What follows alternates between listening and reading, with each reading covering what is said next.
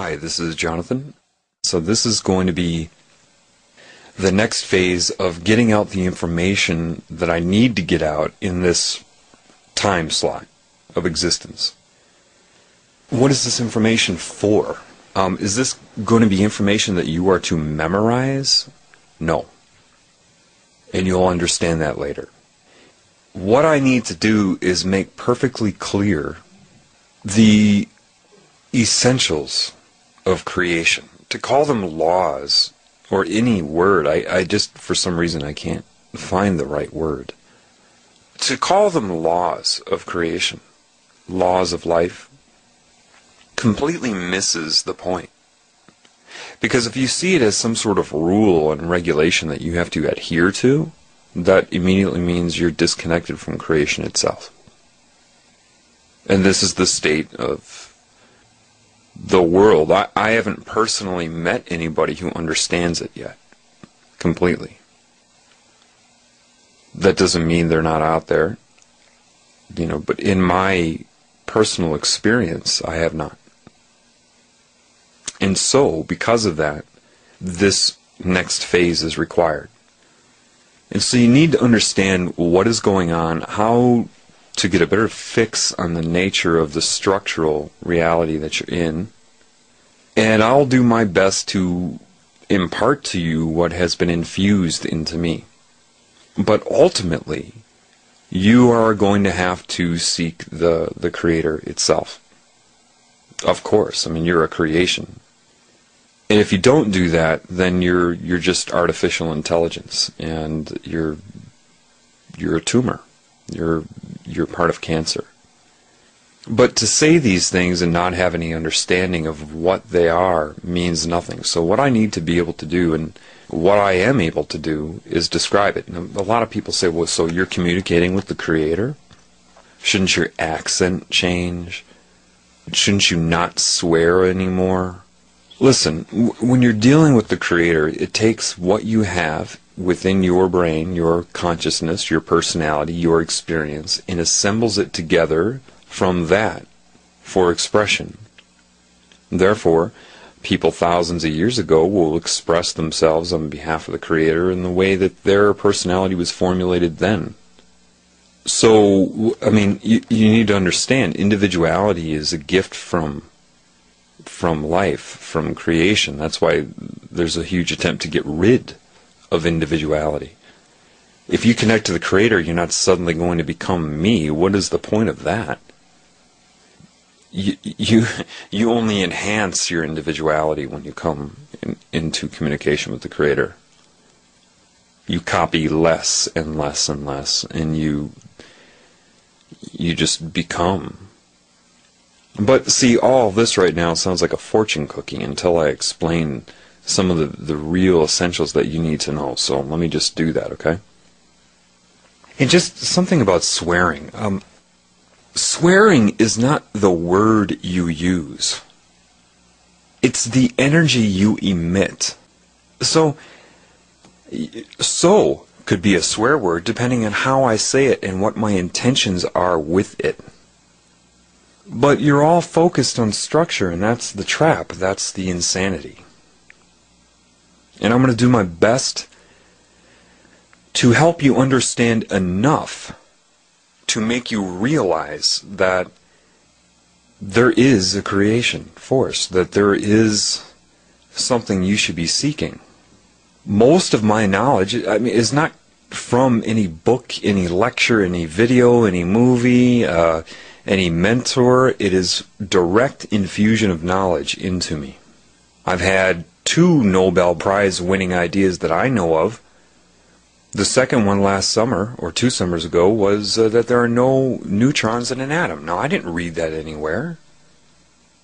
I knew it. I was able to deduce it, and that information was infused into me from the creative force. And I know why there are no neutrons. I can explain it.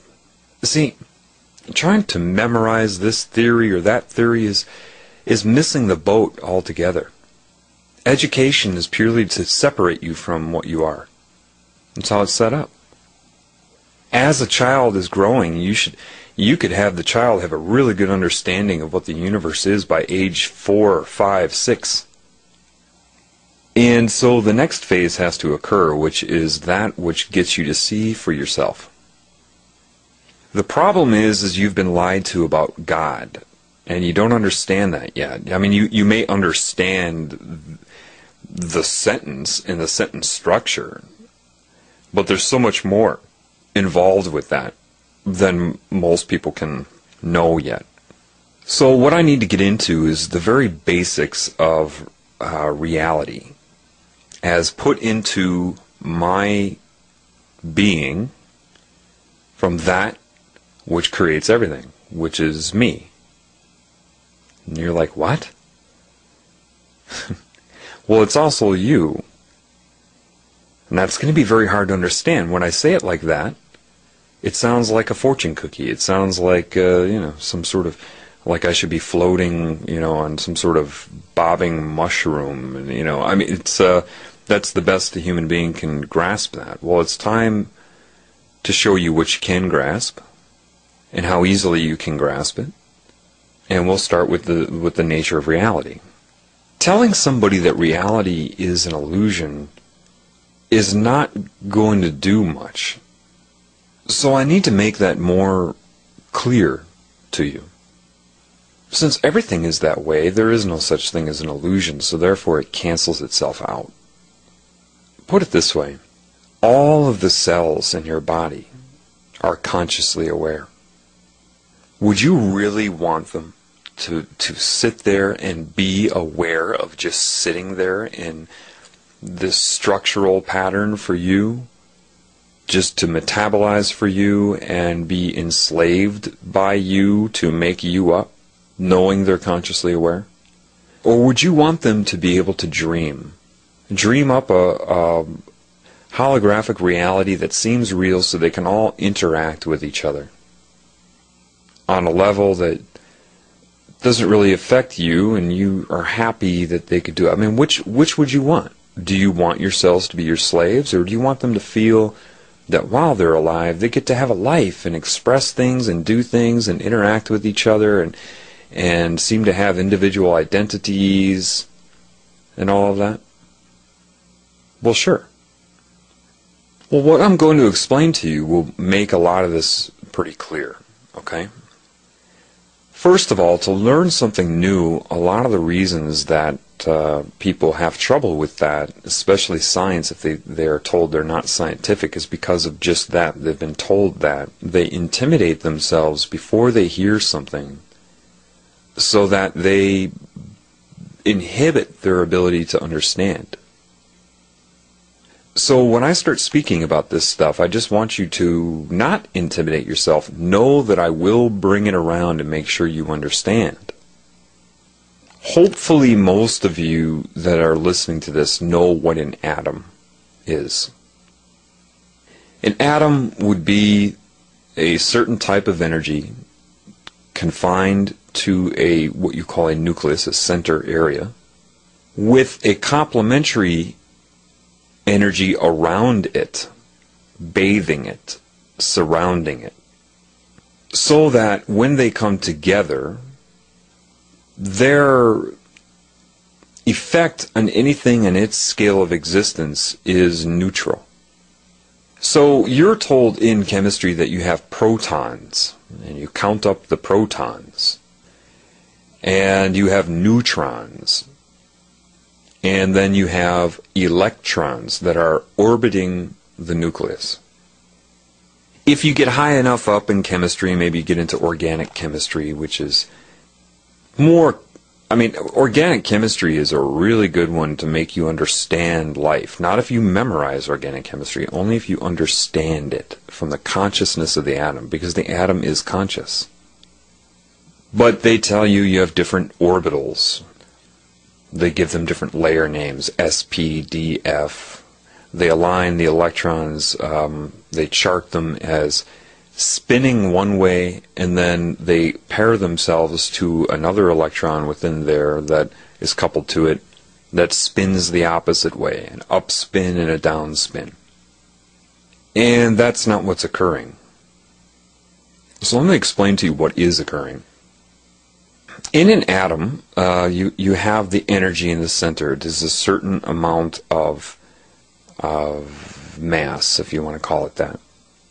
Its existence is a combination of other energies and their interference with each other. Then you have this other type of energy. They give it a positive charge. They assign it, like they're assigning everything here, good and bad, yes, no. They give the nucleus a positive charge and the electron cloud a negative charge. The electron cloud is the type of energy the nucleus of the atom, the proton, always wants to find itself inside of. Because the protons are what you would call a positive or outward energy, or symbolically male energy, and it seeks to be inside the female energy, which will surround and absorb.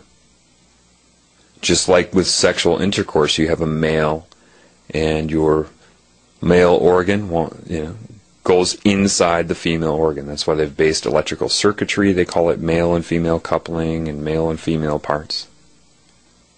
Well, see, the electron cloud, that energy, is a more dynamic, complex, dimensional type of energy.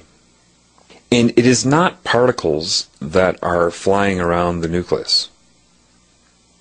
It is a fluid consciousness energy. And they say, well, then what's an electron? Electrons beaming off. Well, all that means is a certain amount of energy is allocated out, and it assumes the most efficient use of space, which is a sphere. But when it comes back into an electron cloud, it delocalizes itself and becomes part of, like a droplet falling into the ocean. So when they talk about certain types of energies that couple, we have this upspin and downspin, and different orbitals. Orbitals in an atom would be very similar to chakras on you, how they interface. And I'll get to that later. But you don't have these particles spinning around. They're only that when they need to be. For example, anybody that knows how to manipulate their own chi and focus their chi, maybe you've seen martial artists do this.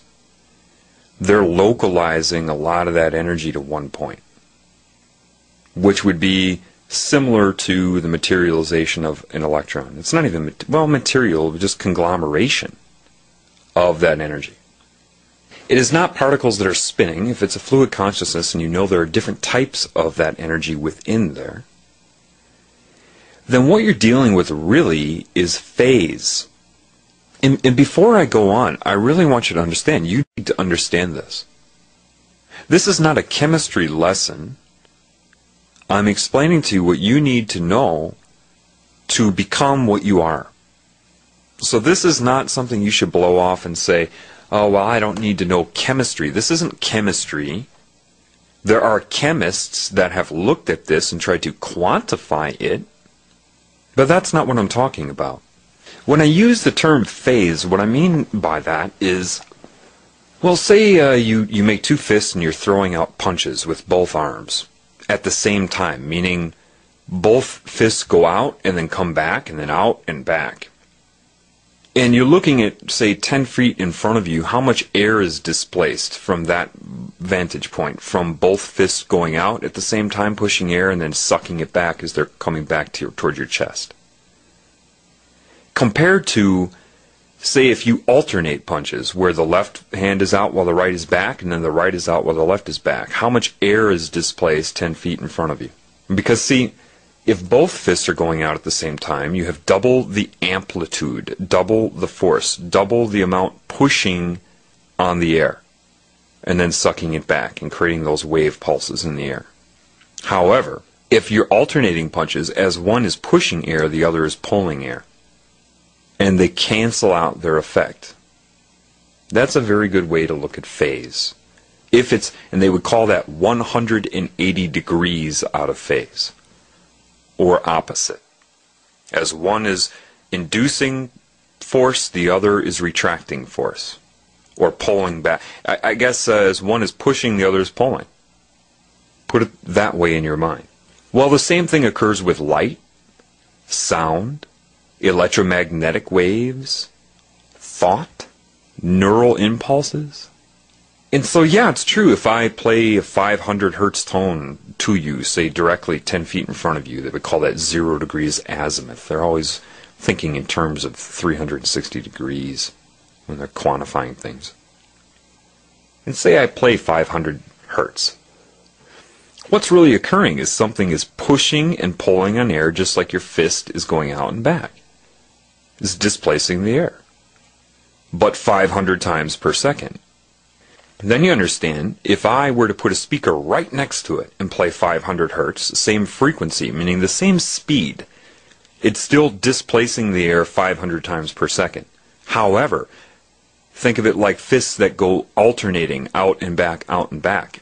As one part of the diaphragm on one speaker is pushing on the air, like one fist going out and displacing the air, the other is pulling back. They call that compression and rarefaction when you're dealing with sound. Rarefying, meaning creating a void, compression, compressing it together. Same thing with your fists going out. Well, what would happen? If one is pulling back on the air while one is pushing, and they're both 500 hertz, so they're both the exact same amount of time, okay, the same number of cycles per second, but exactly opposite to each other, or 180 degrees out of phase, it's going to cancel out its effect on the air. You won't hear anything. And they call this phase canceling. Okay? Well, the same thing now occurs with the electron consciousness. It's vibratory. And so it doesn't have to be something that's pushing in and out. A frequency can be just the number of times something does something per unit of measurement of time. Those are interchangeable because time is a result of that.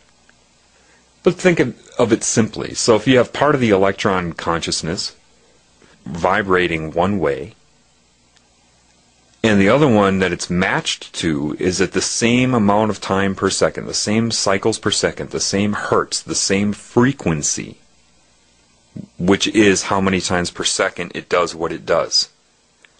It could be twisting back and forth, it could be oscillation, it could be, up, down, whatever. I mean, if blinking can be a frequency. How many times do you blink per second? How many times do you breathe per second? How many times do you think about your feet per second? This is quantitative. When you're dealing with a quantum, that's an attempt to arrest life. That's dealing with how much. That's why it's funny when I hear people that claim to be spiritual talk about how much they like quantum physics. That's all mathematics and formulas, and they may hear someone like, say, Deepak Chopra discuss quantum mechanics and reality and then feel they understand quantum physics. No, it's not the quantum physics you like. It's the qualitative nature of life. Physics deals with the physical. What is affecting the physical from a physical point of view. But anyway, in this consciousness of the electron consciousness, I don't even like to call it electron because that implies that it's a particle. I like to call it dark energy. Not that I am embracing good and bad, light and dark, and I'll get into that, but we'll use that as a better example. As one part is vibrating, the other one will couple to it, part of that consciousness, the same frequency, but 180 degrees out of phase with it, therefore making it and rendering it neutral.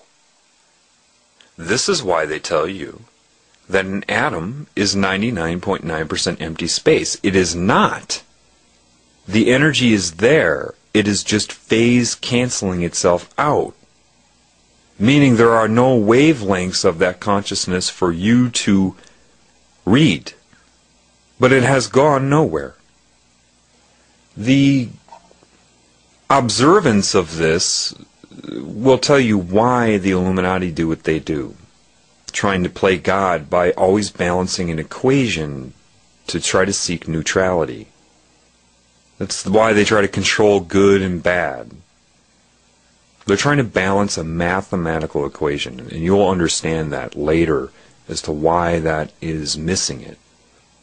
See, what they're doing, math is not life. And that's what they embrace: numerology, structure, geometry, mathematics, numbers.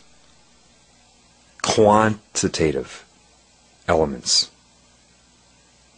And because their point of view is that way, they are like, what's happening right now is like that cartoon of Bugs Bunny where maybe a leak will spring in something holding water, and he'll put his finger up against it, and then another one will spring, and he'll try to cover that, and then another one springs, and he'll put his nose up against it, and another one springs out. Every time they try to plug a leak, another one's going to spring out. Trying to arrest the nature of life with math. That's what's happening. It's what has happened. Let's get back to an atom, though, because this is very important. So am I telling you that there are only two energies in an electron cloud and they phase cancel each other out? No. It's just that which is paired with another one will phase cancel it out. So how does consciousness manifest then? Switching the phase to double the amplitude in a moment, materialization, and then switching back to phase cancel. It can pop up anywhere. And that's why a lot of people miss that. They'll watch a movie like What the Bleep Do We Know, it's called. And they say, an electron can be anywhere at any given time. No, it's a fluid consciousness. It can pop up anywhere at any given time by shifting phase and interacting. And it doesn't have to shift to exactly the same. It can be 45 degrees out of phase. It can just create the amount of amplitude it needs to create an interference pattern between the two energies within it. So what happens is, yeah, you have, okay, once you get beyond the first orbital, they say, okay, you need 8 electrons. 8 bytes to a bit in a computer. Let me explain something to you. When you see these UFO examples, and all these UFOs that look like light come into an organized pattern, and they start flickering, and everybody says, oh, look at the neat light show. What they're doing is communicating the same way atoms within a molecule will communicate with each other. They're shifting the phase to suddenly double the amplitude so that which was neutral suddenly lights up. And if you are on that frequency and that time scale of an atom, when the atom communicates with itself, it would look identical to the UFOs you see flashing and doing the light dance with each other. If you were on that time scale and that size and had the neural system to pick up the emittance, you would see it as that. And they're demonstrating for you right there the consciousness of a molecule and an atom. Now your mind works the same way. Interference patterns of certain amounts out of phase, turning on, turning off. So what's the deal then? Well, if you have half of this consciousness that takes on one characteristic, regardless of how many different variances you have of it, they all match the other variances in the electron consciousness and as it relates to the nucleus. Half of that consciousness, the awareness to make decisions and change what it is, to interact with the other part of itself, the other part of the electrons, to interact. Half of an atom's consciousness, then, is there for it to perceive itself as I, the atom. The other half is used for something else. When atoms bond to each other, and what a covalent bond is the coupling of the complementary energies within an electron cloud that take on different dimensions and different characteristics. This is why if you study enough chemistry, you realize it's not just straight lines. The first bond is very basic. The other ones take on different dimensional traits that cannot be explained if you're looking at it from the third dimension. But say you have a group of atoms that come together to formulate a molecule. The part of them that are involved with bonding are used because they're conscious. They complement each other and interfere with each other to create what's called a scalar jump. And that other half of the atom's energy is used by the molecule to see itself as I, the molecule, while each atom still has half of its own consciousness to see itself as I, the atom. So it is both. It is a group of atoms that still see themselves as I, but part of something, and know it, but maintain their individuality. And then you have a molecule that sees itself as I, utilizing the atoms.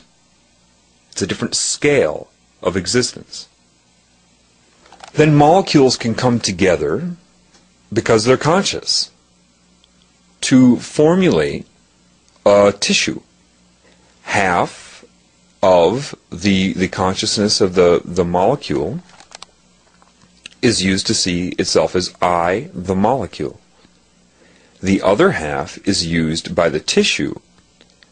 Every molecule in the tissue itself, half of its consciousness is used by that tissue to perceive itself as I, the tissue.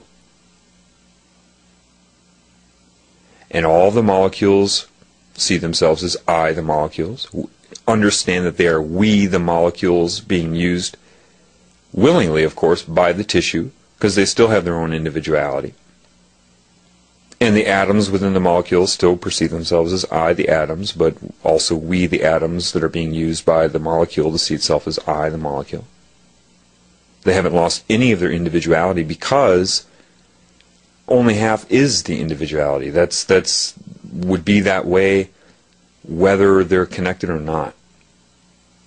So there's no reason, it's so perfectly designed, there's no reason to say I don't want that. Well, you can go up from tissues to, say, structures like organs. Same thing. You have a field of energy you can't perceive around it because, well, we'll get to that. Half of the consciousness around the organ, the field around it, sees itself as I, the organ, utilizing everything below it the same way. Another scalar jump. Every time you go from atom to molecule, it's a jump in scale. Go from molecule to tissue, it's a jump in scale. Tissue to organ, jump in scale. Well, the next stop is I, the body. You are using half of the consciousness of all the main components of your body, which are using half of the consciousness of all the things that make them up, and down and down and down. You're using half of the consciousness of your body to see yourself as I. I don't call myself we the cells, we the atoms, we the organs. I say I, Jonathan, right? Do you call yourself we? But you are we. And you are I. That consciousness innervates your body through different scales as well, because you have different scales of consciousness. You have the scale of your body, which innervates your body through large chakras. But if you go a scale down, you have the other type of consciousness that goes through points of energy through organs.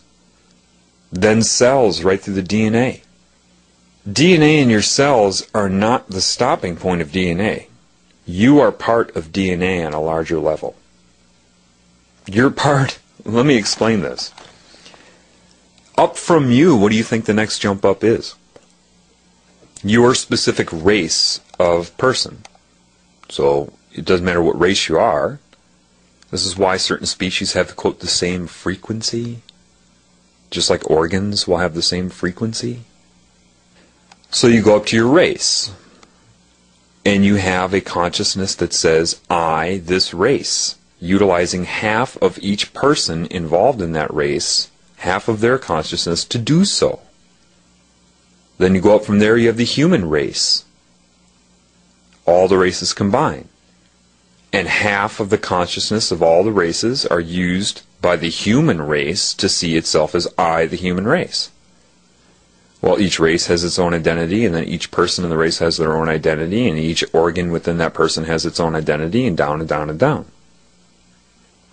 You go up from there, and you have Earth with all the life forms on Earth.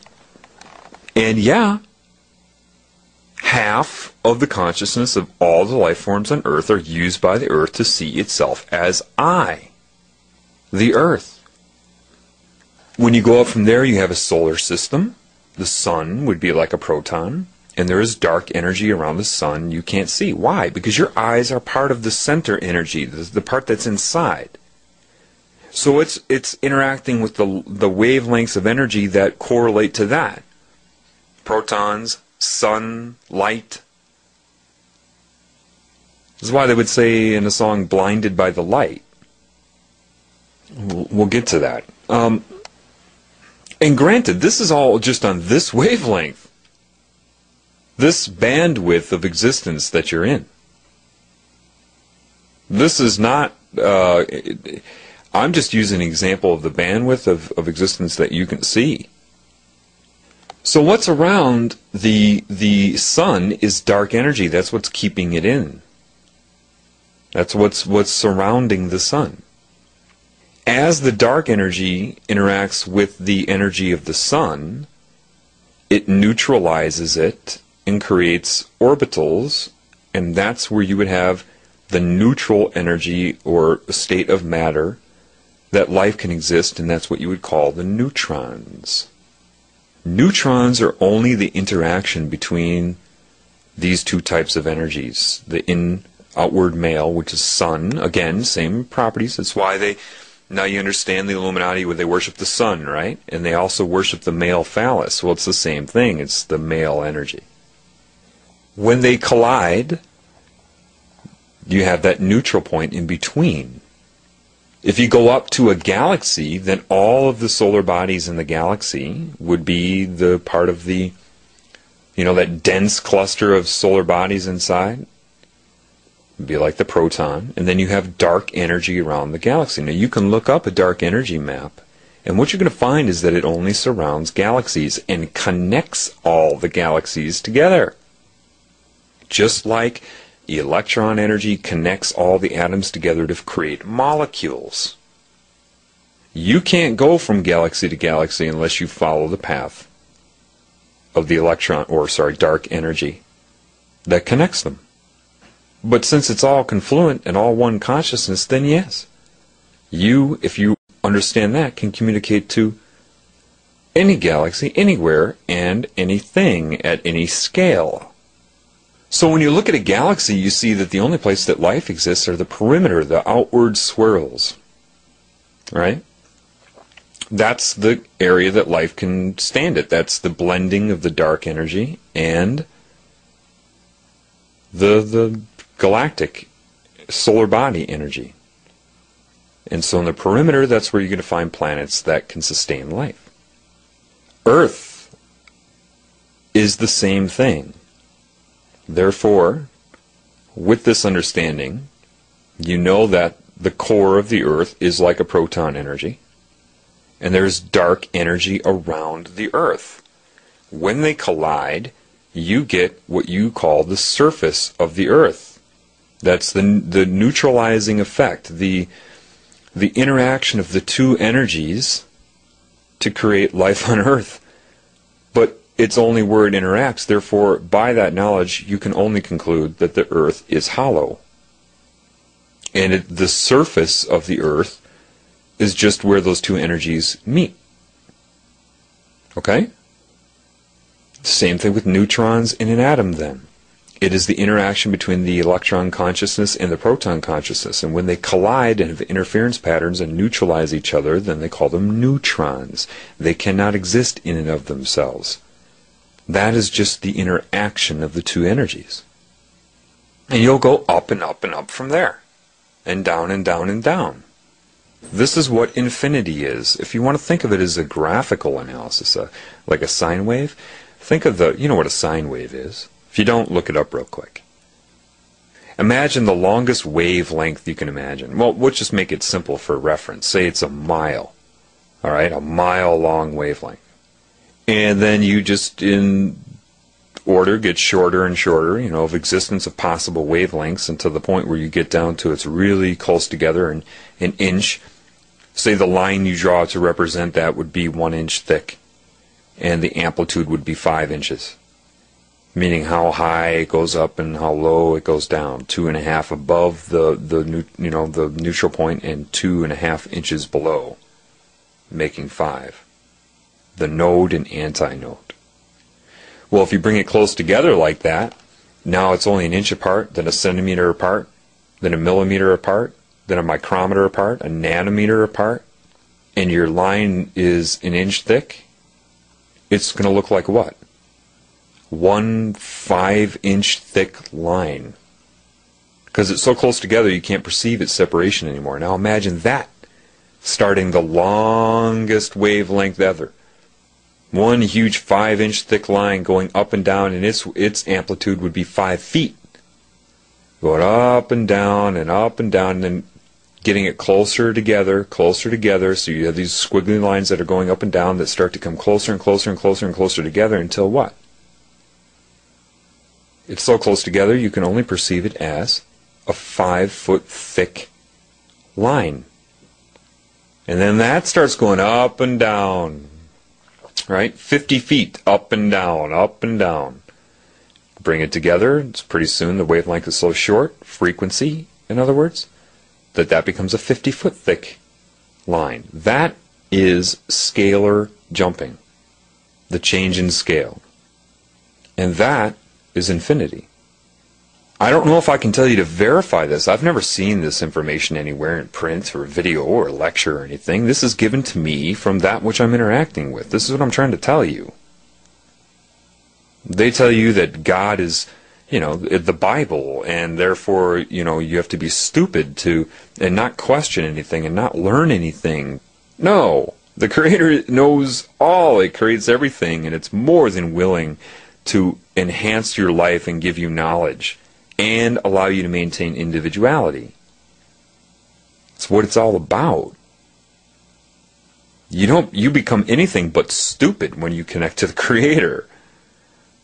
I've had light explained to me. Why is it particles and wavelengths? I know why it is. Exactly why it is in my head. There is no explanation out there. Scientists bumble around that. Well, it's either particles or wavelengths depending on how you look at it. No. I know exactly why it is. I'm not going to get into that now. See, the beauty of individuality is, how does the Creator communicate with me? It takes what I know and things that I've encountered in life, and then assembles those things together correctly to create a thought that I understand.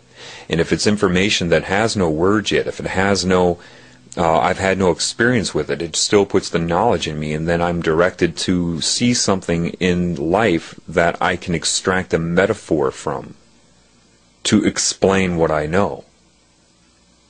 That's how it works. It doesn't change your personality. It has no interest in that type of control. There's only one energy that has interest in that type of control. And that's what we got to get to next. Okay, what is cancer? What is it? People can assess it and, they can say, well, it could be a virus that inserts an oncogene, which is a cancerous gene in there, or a vibration that triggers the turning on of an oncogene.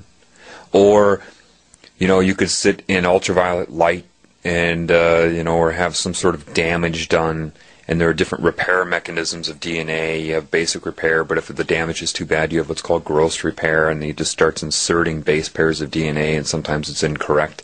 Usually the cell dies, but occasionally a cancer gene is created. Trauma can create cancer.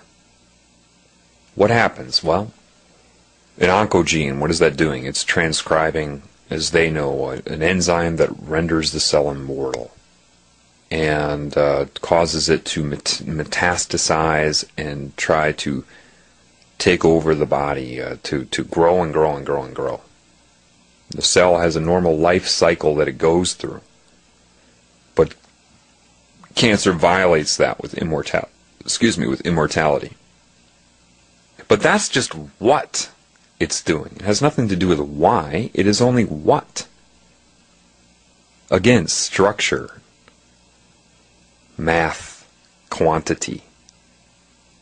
If you know a cell is conscious, and DNA is its system of how would you look at DNA? The same way you would look at the components in your body. That's part of it. It's the structure, the brain. My comparison of the DNA, what I contribute a lot of DNA to, would be the liver in the body. The liver has twice the DNA of all the other cells, and it produces over 90% of your blood plasma proteins. It's involved with so much. That would be a scalar jump of DNA to me. The liver. The liver is the most alive organ in the body. The brain is the most dead. The liver can regenerate. Your consciousness is not so much confined to the brain.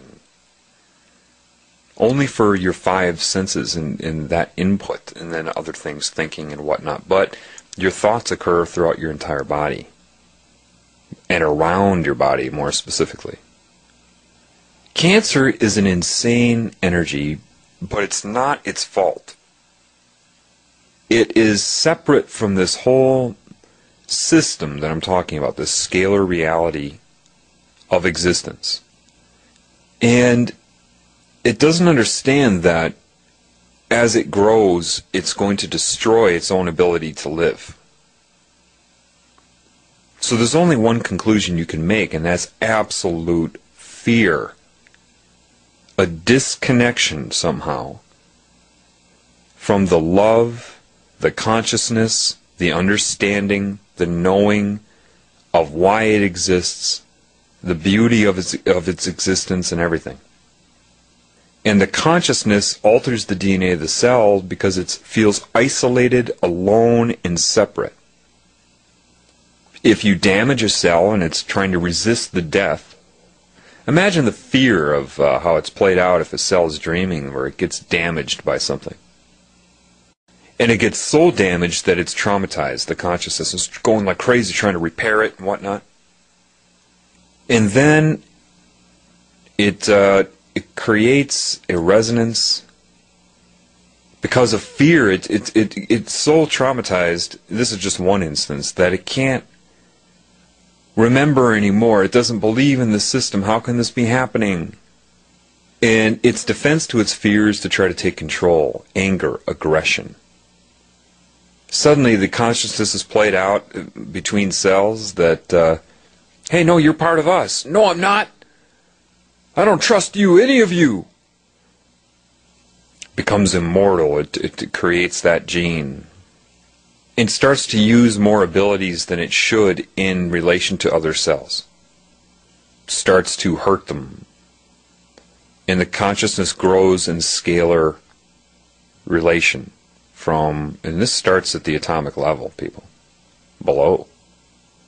Next thing you know, it's tissue that it's focused on, rather than the cell. And tries to take over the tissue. It doesn't care about the tissue. That's why you have a lesion. It's a war. It's killing other cells. Otherwise you wouldn't have a lesion or an ulceration. And then the consciousness goes after other cells to try to make them cancerous, to grow in the body. And it would have to seduce the cell to leave the system it's already part of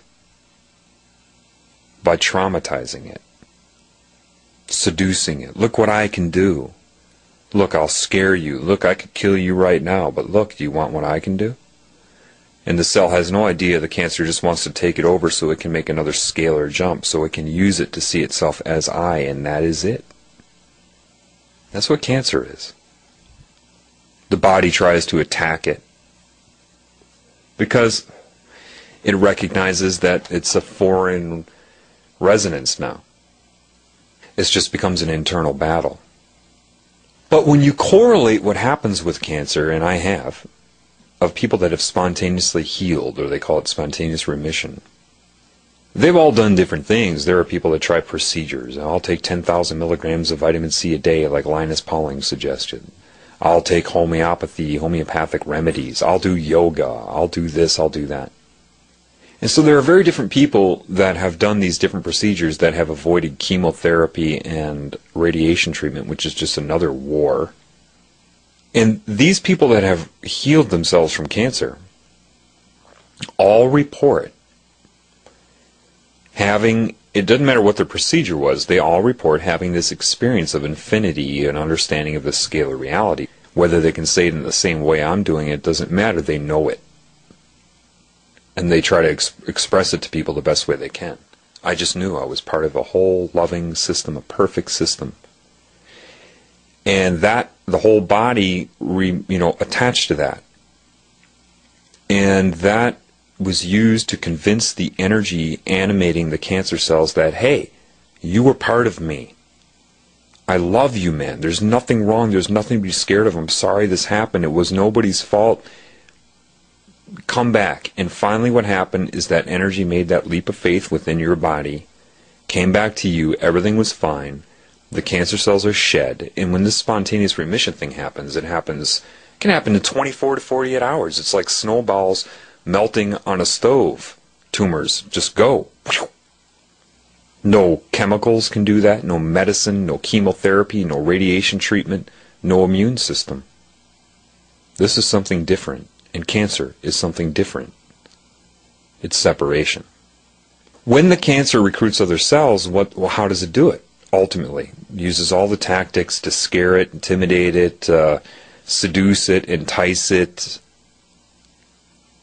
What ultimately happens when it becomes a cancer cell is what? Well, remember, each cell has its own consciousness, and part of that consciousness sees itself as I, and the other part is utilized by you to see yourself as I. Or the organ to see itself as I, that type of deal. Cancer disconnects it from that and plugs into it, so it still has its own individuality, but the other part of it is used by the cancer consciousness to see itself as I. It unplugs you from the cell, from you, and plugs into the cell to see itself as I, and that's what a tumor is. Now, your cells obviously are connected to you in more ways than just consciousness. There are other dimensions, other realms. When it becomes overwhelmed by cancer, it forgets that until people have this scalar, this event of infinity, of understanding. That's the connection to the Creator, the love. That which created everything. And your beacon of a problem is responded to by the Creator. Now here's the deal. Time is related to scale as well. Time for an atom is not the same amount of time for you. It's vibrating way too fast for you to perceive. So even time for, like, say, a fruit fly. Oh, it only lives 24 to 48 hours. What a short life. Well, not to it. If it's on a different frequency, a different scale of existence, that could seem like a much longer period to it. That's why man has trouble trying to swat a fly. Oh, that's because it has a neural strip on its abdomen, and so it just reflexes, it has a reflex to your movement, and displacement of air. No, you're moving really slow to that fly. And because your relationship of time relates to your perception of depth, if you're on, say, one side of a room that has a 15-foot distance between two walls, and you look at that, you perceive it in relation to your frequency of existence, your relation to time, and that's how you perceive depth. It will take me 2 seconds, 3 seconds to get to the other side. However, a fly looks 15 feet across the room, and its relationship to time, its relationship to depth is different. Even though it may arrive there faster than you, it does not seem that way to the fly. It sees it as a very long distance away compared to how you perceive it. Imagine being a giant that's 800 feet tall, standing on top of a mountain. Well, how far apart would those mountains really seem to you if you were that big? Much closer together than you would perceive it as your size, right? But say you were able to run to the other mountain, or somehow move yourself with wings faster than the giant could get there. Or observe the giant walking from mountain to mountain. as a human and seeing a giant that big, it may look really slow to you, but its perception of time is just normal. It's just right. So you would appear to be really fast to it. That's why larger things may appear to move slower, but from their relationship to time, they're not moving as slow as you perceive them to be. So even something like a cat will have a slightly, just a slightly different perception of time than you. You are slower to your cat than it is to you. That's why a cat is more able to quickly grab a fly out of the air. It's not that it perceives itself to be moving any faster than it would if it were your size. It's just moving just right, what it's able to do. The fly is moving slower to the cat than it is to you. Do you understand? And so what this creative love force, I'll call it God, okay? It's easier to just say God for now. That's not what it is, but I'm just going to call it God for simplicity. God immediately put into my mind that the whole idea of physics and chemistry and the periodic table is missing one element for quantitative. Not that it matters, and that is the element of time, which is just that. It's the scalar jump from atoms to molecules to tissues to everything is missing the element of time. Why am I telling you this? Well, so if you know that, then if you go through some sort of cancer in your body, and even if you have a spontaneous remission that took 48 hours, amazingly fast for the tumors to dissolve, from your cell's point of view, that was not 48 hours. That was a long, drawn-out process. And then when the spontaneous remission happened, it was just as instantaneous for the cells as it was for you, and that's the true nature of love and God, is that it's instantaneous. It will have a scalar effect all the way down. The cancer was healed immediately. The process of shedding the cells is like cleanup after the other energy abandoned those cells. That's all that is. The cancer, when it healed, was instantaneous. Everything else was just cleanup in the body's, getting rid of the tumor. What is occurring right now on this level is cancer. You have a consciousness. Let me just back up here so you understand some of these things. Why am I saying it the way I am saying it? Well, one, I'm supposed to say it like this. This is something everybody needs to know. Am I the first person that's talked like this or known this? Of course not. Everybody's connected to, can connect to God. You're going to find out most of you have been disconnected in a lot of ways, but they haven't been able to disconnect every way, of course. Otherwise, cancer itself could not spontaneously heal.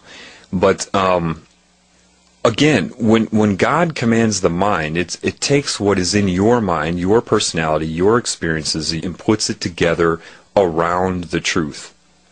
And if you don't have the words for it, it will direct you to an experience where you can extract a metaphor. This is the beauty of individuality and how it embraces that. So an artist can say what I'm saying in a picture. A musician can write a song that expresses what I know with notes. God will intervene and command and embrace the individuality of everybody with the truth. It's the beauty of everything. So that's the beauty of individuality. As people, it's going to be so neat, because as people start to learn this stuff through connecting to the Creator, and it's going to happen, you're going to see all these really neat, different individual expressions, because God took in them, and assembled in them the understanding through their point of view. It's already happening in a lot of ways. It's fantastically wonderful. And it's going to go against this whole idea of cloning, getting everybody to dress alike, talk alike, act alike, think alike, all of these things. That goes against the nature of God. God wants that individuality. Otherwise, everything's boring.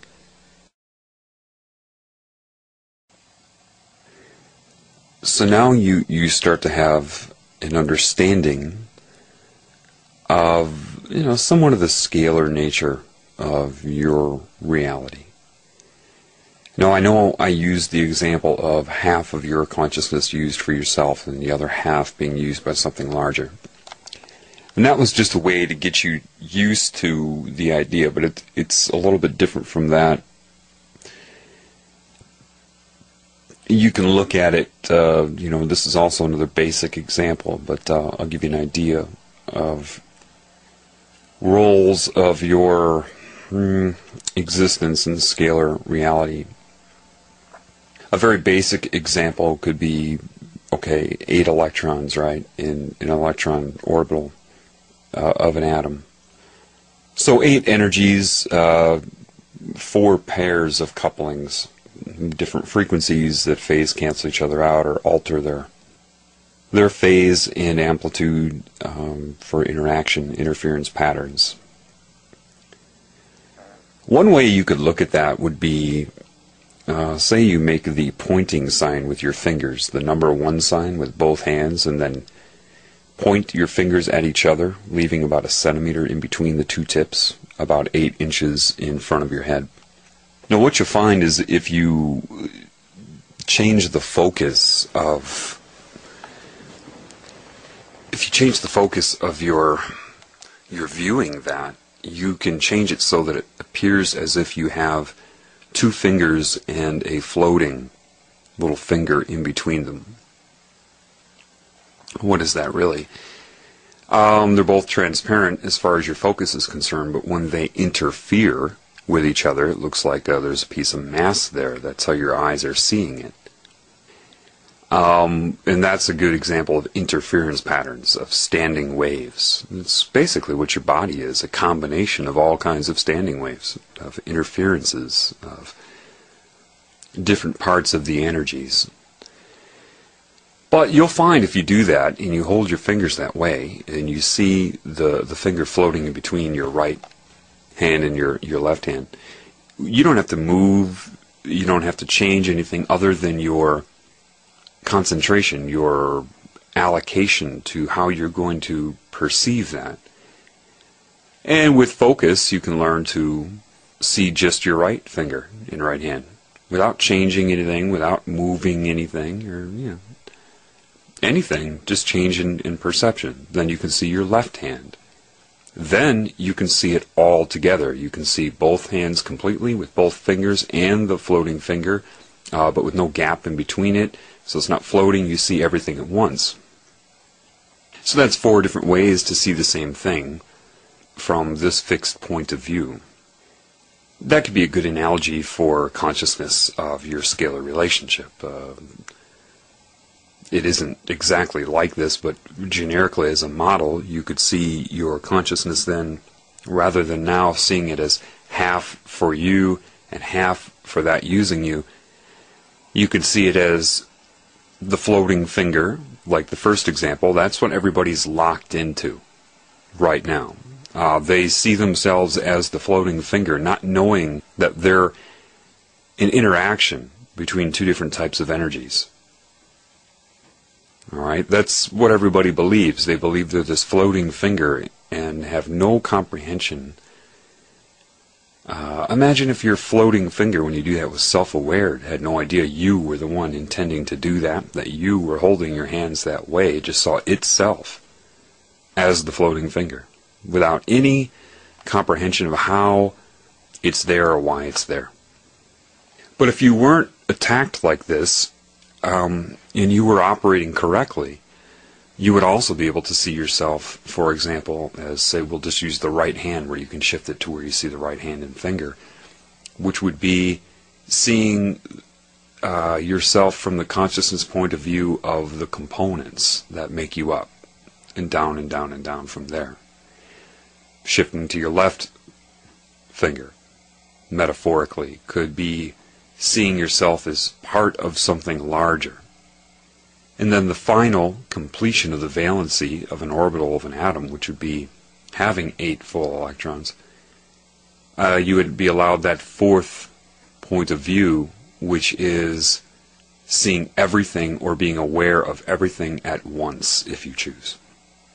It's that last state of mind that animals can go into, that every creature on this planet unaffected by this agenda and what's happening is allowed to do. People that have spontaneously healed from cancer have gone into that mode, and so it had, of course, a scalar effect of the consciousness making them up and their relation to higher, and so the energy, animating the cancer cells realized, disconnected from those cells, rejoined your energy, and then those cells are shed. You start to understand then what is matter. The surface of the Earth is the interaction between the core, which could be like a proton nucleus of an atom, and the dark energy around the Earth, which you call the magnetic field, even though it's in shells or rings that move like a conveyor belt through the center of the planet, just like the energy in your body does that. It's like a long donut where it can just move through your body that way. Well, the Earth has the rings and orbitals of dark energy around it too, so the orbits around the Earth are already there. That's what the moon is in. What are the different atoms, though? Well, what are the different life forms on this planet? You see, say you took your hand and put it into a sandbox and scooped up some sand. Let's pretend that sand is the proton energy, the ignited energy, the male energy. When I say proton energy, to me it means protons, or that energy in a nucleus of an atom, the core of the Earth, the sun, the collection of solar bodies in a galaxy with dark energy around it. That's what I mean. That's the material mass. And so your eyes react to the energy that would come from the center, energy that comes from inside this female consciousness energy. Female, not gender, just nature. So you pick up some sand, and your hand would be metaphorically the dark energy that interacts with that sand. You can't pick up more sand than your hand can hold. So say you have a very complex amount of frequencies in this dark energy around Earth. Each different wavelength, if you break it apart into individual waves, you have a complex waveform, and even this whole concept of Fourier transforms, I'm sure it was an understanding of this. My voice could be broken apart into individual sine waves. Well, so each one is interacting with the energy emitted from, say, the core, and each frequency or wavelength is just that. It's how much is interacting. So it'd be like scooping my hand and grabbing this amount of sand and whipping it somewhere, and then scooping more, and it's always pretty much the same amount, right? Because that's what my hand can carry. Forget about a heaping pile of sand, but just say I grab the same amount every time because of what my capacity is. Well, if you have a longer wavelength, you could consider that as a larger hand, or say a shovel now that goes into the sand and grabs more of the sand. And then, a garbage can goes in and grabs some sand and fills it up. It's how much is it's how much of the dark energy in the specific frequency is interacting with this center energy, creating an interference pattern. This is where atoms come from. Well, gee, why would we have a huge, heavy atom, and why would we have smaller atoms? And then the atoms themselves are complex waveforms making that up.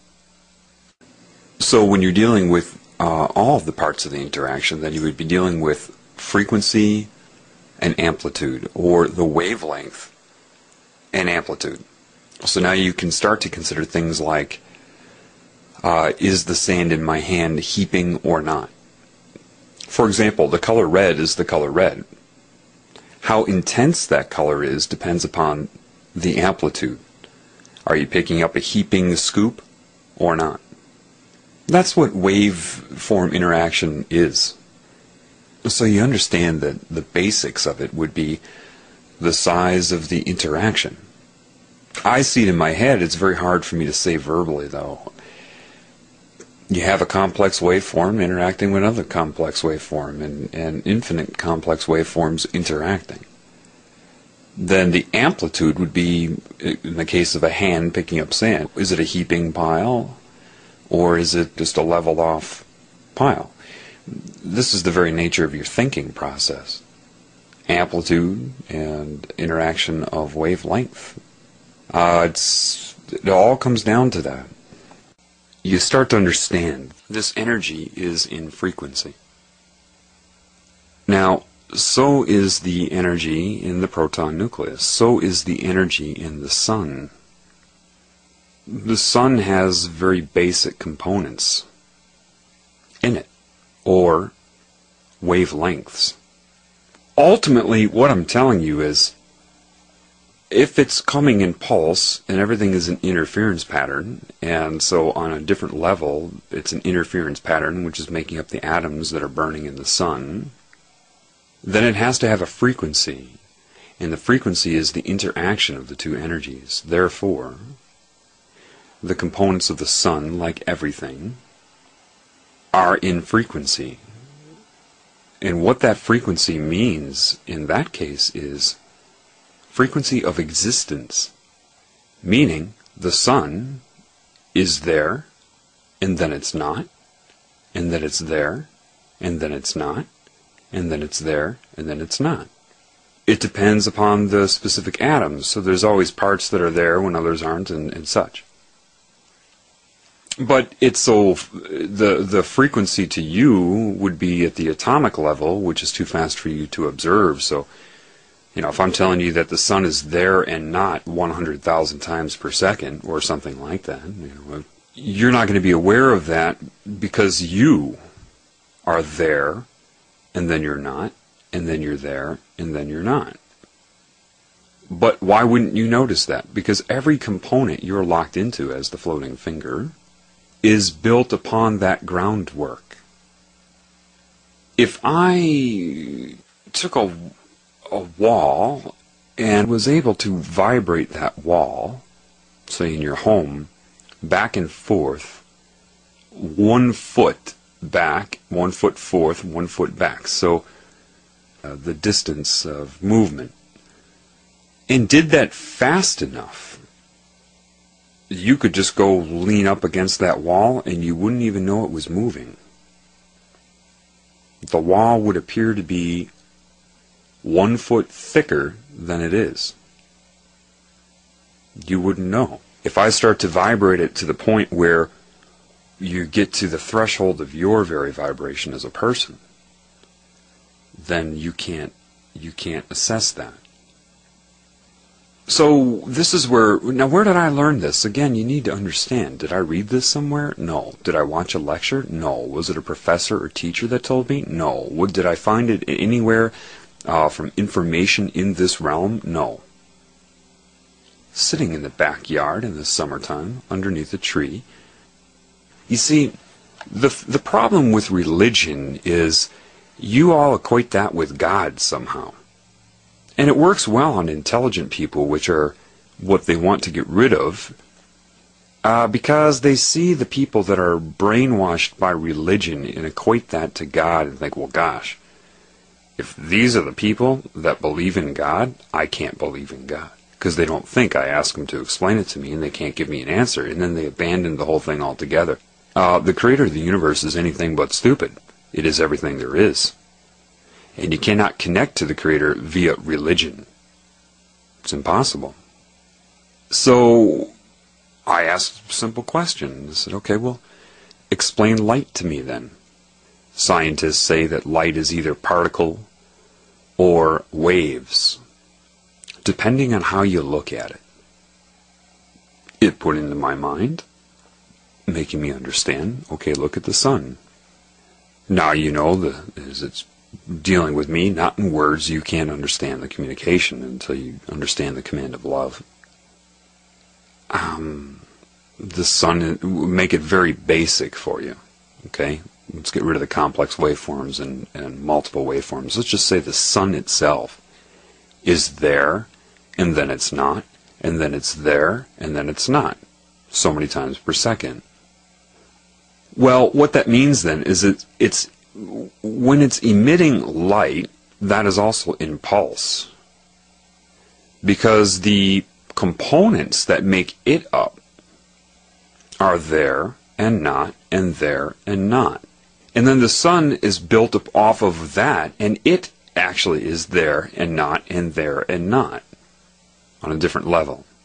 So, the energy emitted from the interaction of atomic forces, when it leaves, takes the most efficient uses of space, which would be a sphere, and it spurts out based upon the buildup, okay, light emittance, and then a refractory, and then buildup of energy, and emittance, refractory, buildup of energy, emittance. So imagine like the spraying of bullets, not to put that image in your head, but I mean that's just a bunch of raindrops coming down in a stream of, you can call them photons, whatever they've wanted, whatever label they've wanted to put on them.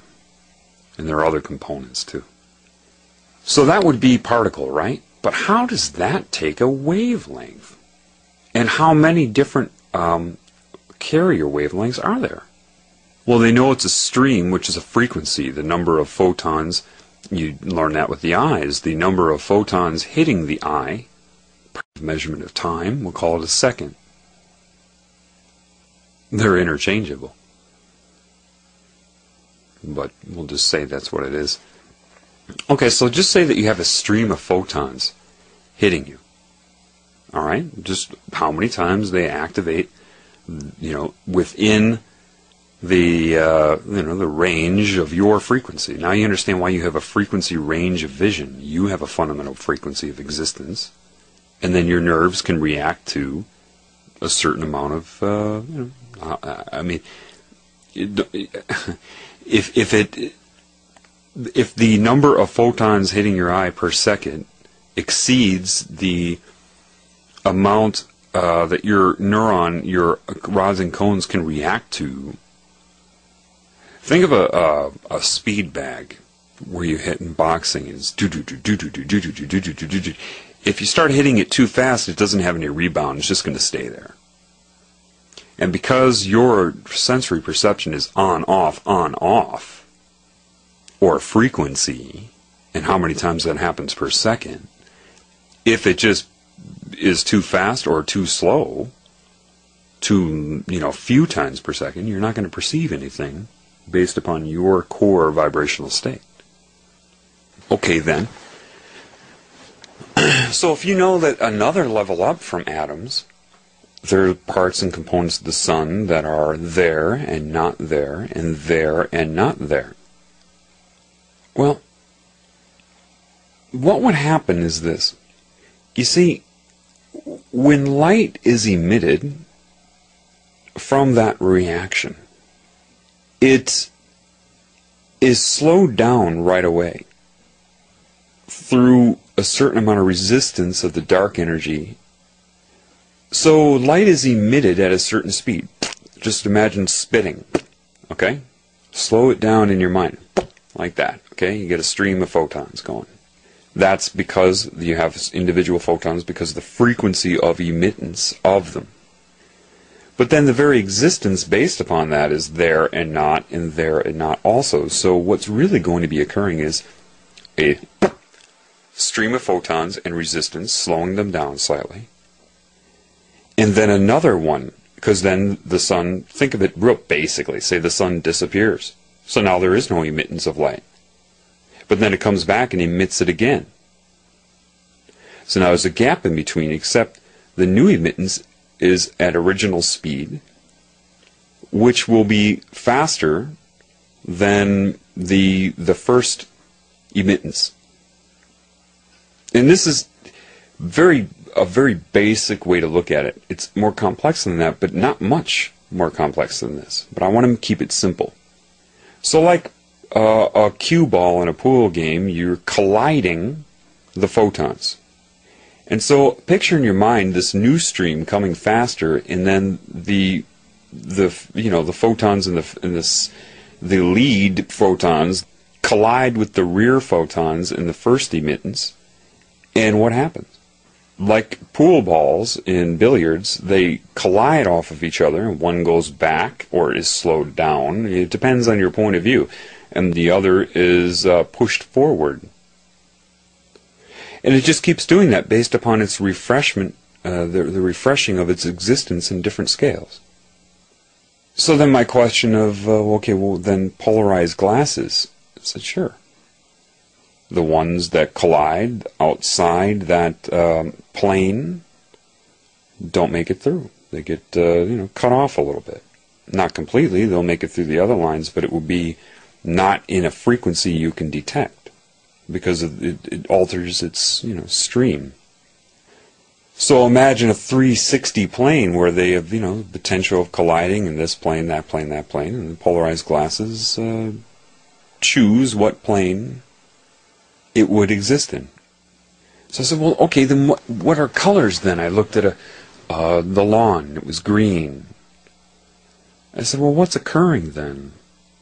And it corrected a few things for me. Okay, you look at that green lawn, that green leaf. You think it's absorbing all of the light except green. I said, yeah, that's what we're told in science. I didn't say it, that's what we're told. No, that's not what's occurring at all. It appears that way, but that's not what it is. And I won't get too complex here, but when the light hits the leaf in the female energy, or any color, let's say, and it interacts with the energy of it, and it's absorbed and then emitted. Well, same deal of emittance, but what you're looking at is the frequency of existence of whatever the color is. So the reason the leaf is green is not because it's absorbing everything but green. No, it is reflecting all of the light, but it's reflecting it based upon its frequency of existence. And it started to make sense to me. So it's, say you have a giant tennis racket, and you spurt a constant amount of balls. Like, say the tennis racket has a 30-foot diameter. Okay, that's how big the head of the racket is, and you have every given second you've got 1,000 balls coming at it. And it's a constant stream of these balls, say. So they're just constantly coming. But the racket has to go back and then forth and back and forth. And as the balls are hitting the racket, when it's moving back, they're not going to be rebounded the same way as they are as the racket is moving forward to the constant stream. You can sit in the swimming pool and the water's just there, and you can make a splash, but the splash is dependent upon your hand moving forward and hitting the water. Same thing with light. Same thing with reflection of light. It's the existence. It's there to reflect it, and then it's not. And then it's there, and then it's not. So the question then that occurred in my mind, well, why would a darker color get warmer in the sun than a lighter color? What occurred in my mind through this interaction was the idea that, okay, well, remember, you are in a bandwidth of existence. Every color that you perceive is a vibration that you are perceiving.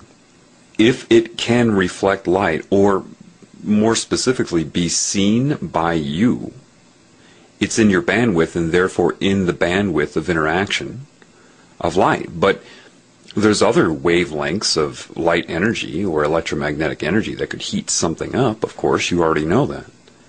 If a part of what it's heating up is within the bandwidth of excitability or able to make an interference pattern reaction. you just have to really slow it down in your mind. And say dark, a black color in the sun, its vibration is slower sometimes. Why do I say sometimes? Because, see, what you perceive as black, once you get below the frequency of excitability to your rods and cones, anything slower than that will be perceived as black to you, but it doesn't mean it's at the same frequency. There can be many things perceived as exactly black. All that means is it's no longer stimulating your eyes. White would be the most intense stimulation. But what if something was vibrating so fast that it could not be perceived by your eyes? It'd be black again. Or, in that case, transparent. But you've got to understand, when you look at the sky at night and you see the stars, sure, but what about everything in between the stars? You perceive it as black, right? But it's not black. It's not absorbing light or emitting the color black. It's just lack of stimulation. That's why you perceive it as black. If it's vibrating slower, though, in this realm, if you have something that's at a slow vibration and that's why it's black or very dark, it's like hot potato. Okay, I'm going to hand you a potato and it's burning. Okay, and you want to get rid of it as soon as possible to not absorb the heat and cause a burn. The faster you get rid of it, the less it's going to hurt your hand, right? The longer you hold on to it before you throw it, the more heat you absorb into your body. That's what it comes down to with the really dark colors absorbing heat. And you can mix and match vibration. If something's vibrating faster and you want to absorb heat, what do you have to do? These are questions you need to think about. I really want you to start considering what I'm saying. Don't memorize it. Think about it. How does a microwave work then? It's a higher speed. Why? Because it's hitting you, it's bombarding you more, and so you can't reflect it. You're forced to absorb it based upon your vibration. It would be the same thing, okay, if you want a wavelength directed at you that would burn you, well, if you lowered your vibration, you could lower that wavelength or that frequency in a correlatable way to you to have the same effect on you. If you lower your frequency to a certain amount, you could lower the frequency that is being directed at you to have the same effect, as long as it's proportional to how much you've lowered your frequency. The only reasons microwaves tend to heat things up here is just the things that you're perceiving. If something's vibrating faster, it's not going to heat it up as much. Based upon that, I mean, I haven't looked it up yet, but I'll put myself out there. I can predict, based upon my knowledge of reality, that cold water will heat faster than warm or hot water. Or, in other words, it will absorb heat faster, proportional to its own vibration, its own vibratory state. Anyway, so you understand that. Then the idea of, okay, well, how do they use colors against you then? My connection to this intuition, which is connected to life itself, gave me the answer. So you're looking at the color green, right? Well, what you're seeing is the rate of reflection of light. Its heat will be dependent upon that rate, like hot potato. What happens if you go into a room and shine a red light? Everything looks red right away, right? And everything in the room is a variable color. You frequency lock onto the red itself. Therefore, everything looks red because that's a constant. That's what you're locked onto. That's what you're distracted by. However, the longer you're in that red light, you start to segregate out the other colors. Blue starts to look blue again. Yellow starts to look yellow again. Why? It's still reflecting red light at you. You saw it initially. But now you're segregating out and looking at the other components. You're still seeing red light. But it's taking that red light and emitting it in pulses of its own frequency. It's kind of like driving down the highway. You could be in the car And you could be throwing a ball in your lap, up and catching it. You know, one ball, throw it up, throw it down. No resistance of wind. The ball appears to be just going up and down to you. If you go outside of the car and look at the car moving, you see that the car is going, say, 70 miles per hour. The ball then would not be going up and down. It's actually making an arch over, you know, the speed it's going, 70 miles per hour, from the moment it goes up from your hand and comes back down. But then if you go off from that, you see the Earth is spinning, and it's actually not going in a straight line arch, but it's spinning. And then if you go back from that, the Earth is going around the sun, blah, blah, blah. This would be the segregation of detail. This is the very fundamental concept of a carrier wave. If you listen, and I've said this before, if you listen to a radio station and say it's 100 megahertz, you're not listening to 100 megahertz, a 100 megahertz sine wave. You couldn't even interpret that with your ears, but say you could. That's not what you're hearing, that's the carrier wave. And embedded upon that is the audiogram of the music. Well, when you're sitting in a room where you're shining a red light bulb, when you start to notice all the other colors again, if you put on those amber vision, you know, it's a different thing, but if you put on, you know, yellow tinted sunglasses, after a while you start to see color again. Okay, so if you're looking at a blue color with red light coming off of it and you start to perceive it as blue, what's happening there? Blue is now the carrier wave for red light. It's red light in its own pulse, but it's being, like the tennis racket, you know, it's being emitted at the frequency of existence as the color of blue. Blue is the carrier wave. So now you can start to understand something, because you've seen this your whole life, but you haven't been putting it together, right? The information has been available to you, but you haven't connected to you. So you just have ignored it, right? We all have. But the people running the planet have not. So you can start to imagine now the usage of color.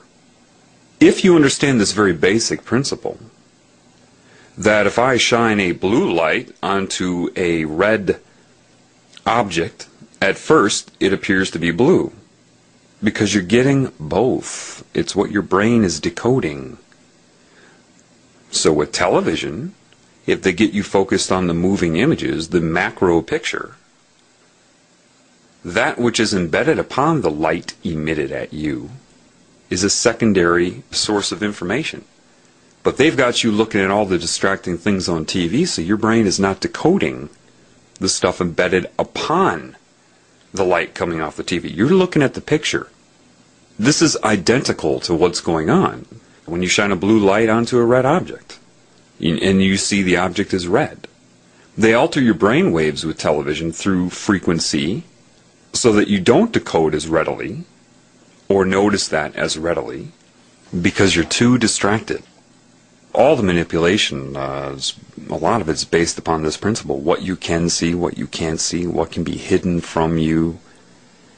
And now you start to understand that if you don't have this knowledge, then if somebody tells you that the television is programming your mind, you laugh at that. And it's very basic, isn't it? You understand it now, don't you? I mean, to some degree, you feel like you understand it. Yeah, it's really not hard to understand, and that's where I want you to really pay attention.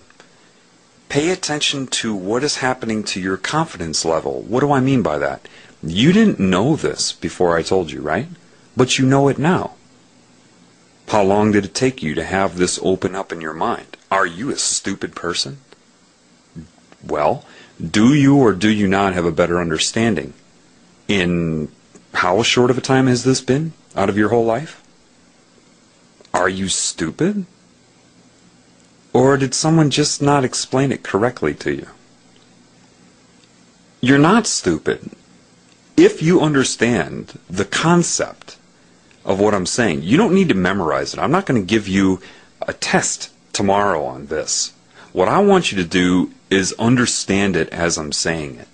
If you can do that, then you have to make yourself aware right now that you can learn. Think about it. If you understand it, I didn't make that happen.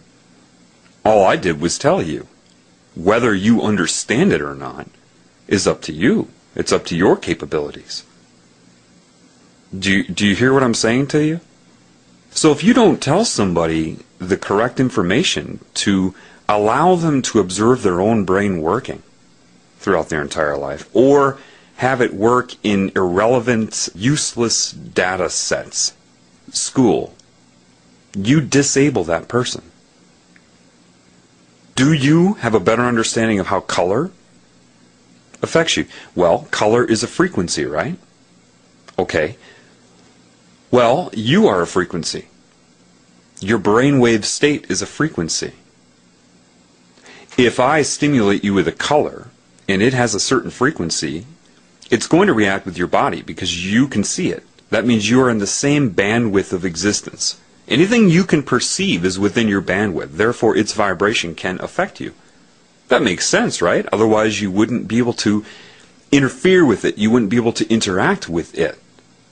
Well, meaning, so you can hear on average from 20 hertz to 16,000 hertz. So you can interact with any sound vibration between those 2 points. Anything within there, it's fair game. Your ears can sense it. Right? Okay. It exists, you exist on that level. So if I stimulate you with a color that you can perceive, that means it's in a vibratory rate that your body can exist in, including your brain. So if yellow, now you understand yellow is a frequency of existence, emitting light, reflecting it when it's there to reflect it, no matter how many times per second that is, or frequency. Then your eyes are hit with pulses. Those pulses go through your optic nerve, your brain stem, and then constantly streaming into your brain. Your brain is electromagnetic. Every time a neuron depolarizes, it emits electromagnetism. You have this balance shifting of, in the brain, it would be, potassium, sodium chloride. As they switch in and out, it creates this change in electronegativity, which is an electromagnetic wavelength. And I'll get into that a little bit later. But that can affect nearby neurons and nearby nerves. Okay?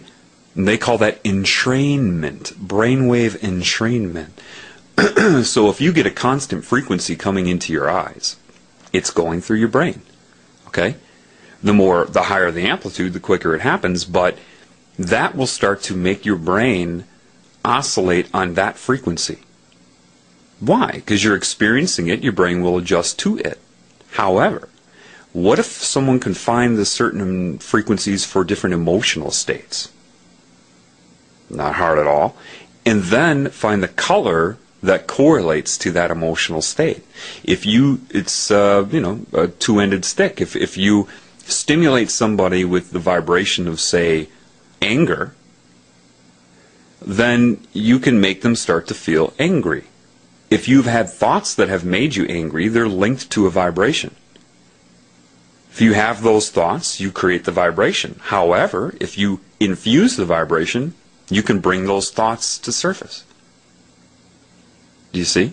This is how you can get a country riled up to go murder children in Iraq. You can, because they're bound to emotion and to structure. You can do it with sound, sight. TV uses both. And then embedded upon that are as a carrier wave are the things you're not perceiving at all that are also entraining your brain as a secondary wave, or tertiary, or quaternary.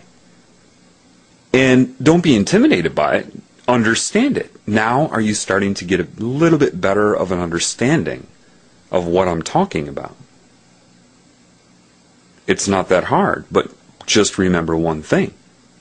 You understand it. What does that tell you? Now, a 5-year-old could understand these things if you raise the 5-year-old correctly. Don't give it the vaccinations, and all the other things designed to keep the brain from accessing this information, which is available to you. The Creator, it created everything. It's not about whether it can teach you. It's only about what you can handle in the moment that it wants to share with you. It's just that your preconceived core beliefs are so wrong that when people try to connect to the Creator and they're hanging on to those beliefs and they want to be taught from within those beliefs, like, teach me why this belief I have is right or wrong.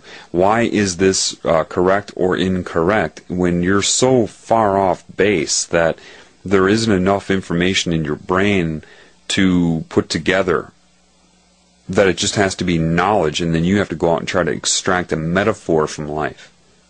That's how you interact with the Creator. It's the consciousness, the love that will take what you have and put it together correctly when you're in connection with it, and if it doesn't, then it will put the information in your soul, which will communicate with your mind, and you start to extract a metaphor, because truth is only in metaphor, in a scalar reality. When I say you need to know these things, that means you cannot be trying to memorize what I'm saying. I know there are people that know this. There are scientists that probably know this. I mean, it's not very hard at all. The nature of light, sun, wavelengths, the nature of scalar reality is so very basic that the concept that they don't know it would blow my mind. I mean, this is to me, what I'm telling you right now would be what I would want to start explaining to, say, a kindergartner. This is kindergarten level stuff for a human. It should be. And that's not to offend you. It's just my take on it. It's so very basic. What am I saying to you? If you try to memorize what I'm saying, you'll no offense, but you'll screw it up. People have already done that. They're not connected to their intuition, to the Creator. I've given a lot of input so far in other uploads. One is my cancer analogy, which I'm going to get into for the first time now. And people, they don't get it. They hear what I say, they remember what affected them, and then I hear them try to copy and plagiarize what I say to influence people, but they screw it up. Why? Because they don't have that connection. They don't understand what I'm saying. I mean, I know a person right now that will change, but right now he's on a cancerous energy. He's got anger and fear in him, and I heard him using my cancer analogy to pull people into his point of view of fear and anger and war. And I'm like, what? What? Don't be using my analogy. What am I saying to you? Do you know yet? I don't want to give you a fish every time you listen to me. I want to teach you how to fish. And I'm telling you, there's only one way to do it. There's only one way. If you try to verify what I'm saying through some sort of information in this realm, you're insane. If you try to critically assess what I'm saying when you don't have the ability to come up with it on your own, if you do that, you're insane. This is the very problem with humans right now. You're all insane. And because you're all insane, and yeah, okay, so what? Does that mean maybe 3% of them are not? Okay, but that's not what I'm talking about. I'm talking about the majority here. The majority of humans are insane. And because you're all insane, you don't know it. No psychiatrist can help you. Psychiatrists are insane. Even more. Otherwise, they wouldn't have gone into psychiatry. Why have I counseled psychiatrists? Why have they sought out my counsel? And then they try to critically assess what I'm saying, compared to the textbooks and journals and other research by the insane on the mind. Why is he right? Fascinated by me rather than just becoming what they are? It's insane. What I'm telling you is, your sanity is there with this hand being... Imagine this hand over your head reaching down, waiting for you to grab it. And you're looking everywhere but at that hand. You're insane. And there... I could talk for weeks straight on things you've never even thought of. And I would get the reaction of all of the computers. When I talk to people, I feel like, not that I'm into movies, I see the poison in all of them, but that's what you people go by. So I mean that's what you know. There's the movies, The Matrix, and in the second one, Neo goes to the source, and every time he has a thought, you see all of the different, when there's an exchange that happens, all his possible reactions show up on a screen behind him. This is how I feel when I talk to somebody. The intuition, I can predict all of you, everybody, all the different reactions to me and what I'm saying. And it's painfully lonely. It is. It's lonely. It's, there are people trying to assess what I'm saying, try to figure out whether it's right or wrong, provable, verifiable.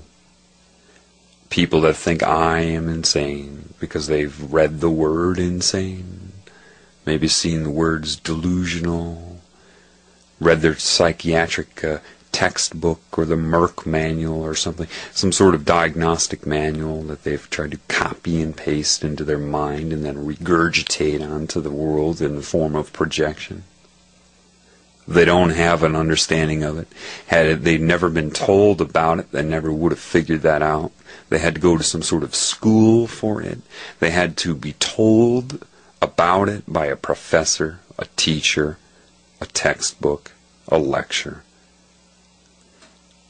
Most people that go into psychology are so screwed up that it's some sort of cry for help, some sort of defense mechanism for control, and they don't learn anything. They just memorize what they're told to the best of their ability and then feel that they're aware and they're just more bound to structure.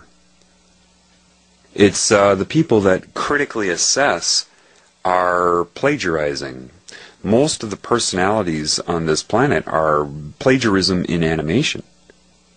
I mean, it is plagiarism. Look how many people copy each other in this planet. I mean, especially in the United States. Look at hip-hop. Look at that community. Where's the uniqueness in that? Everybody talks the same, dresses the same, acts the same, thinks the same thing. And that's why that was allowed on TV and the creative black people were not. And then you get subliminal messages telling you that no matter how bizarre it seems, no matter how robotic and angry and detached it's becoming, you can't say anything about it. What you need to understand right now is the basics.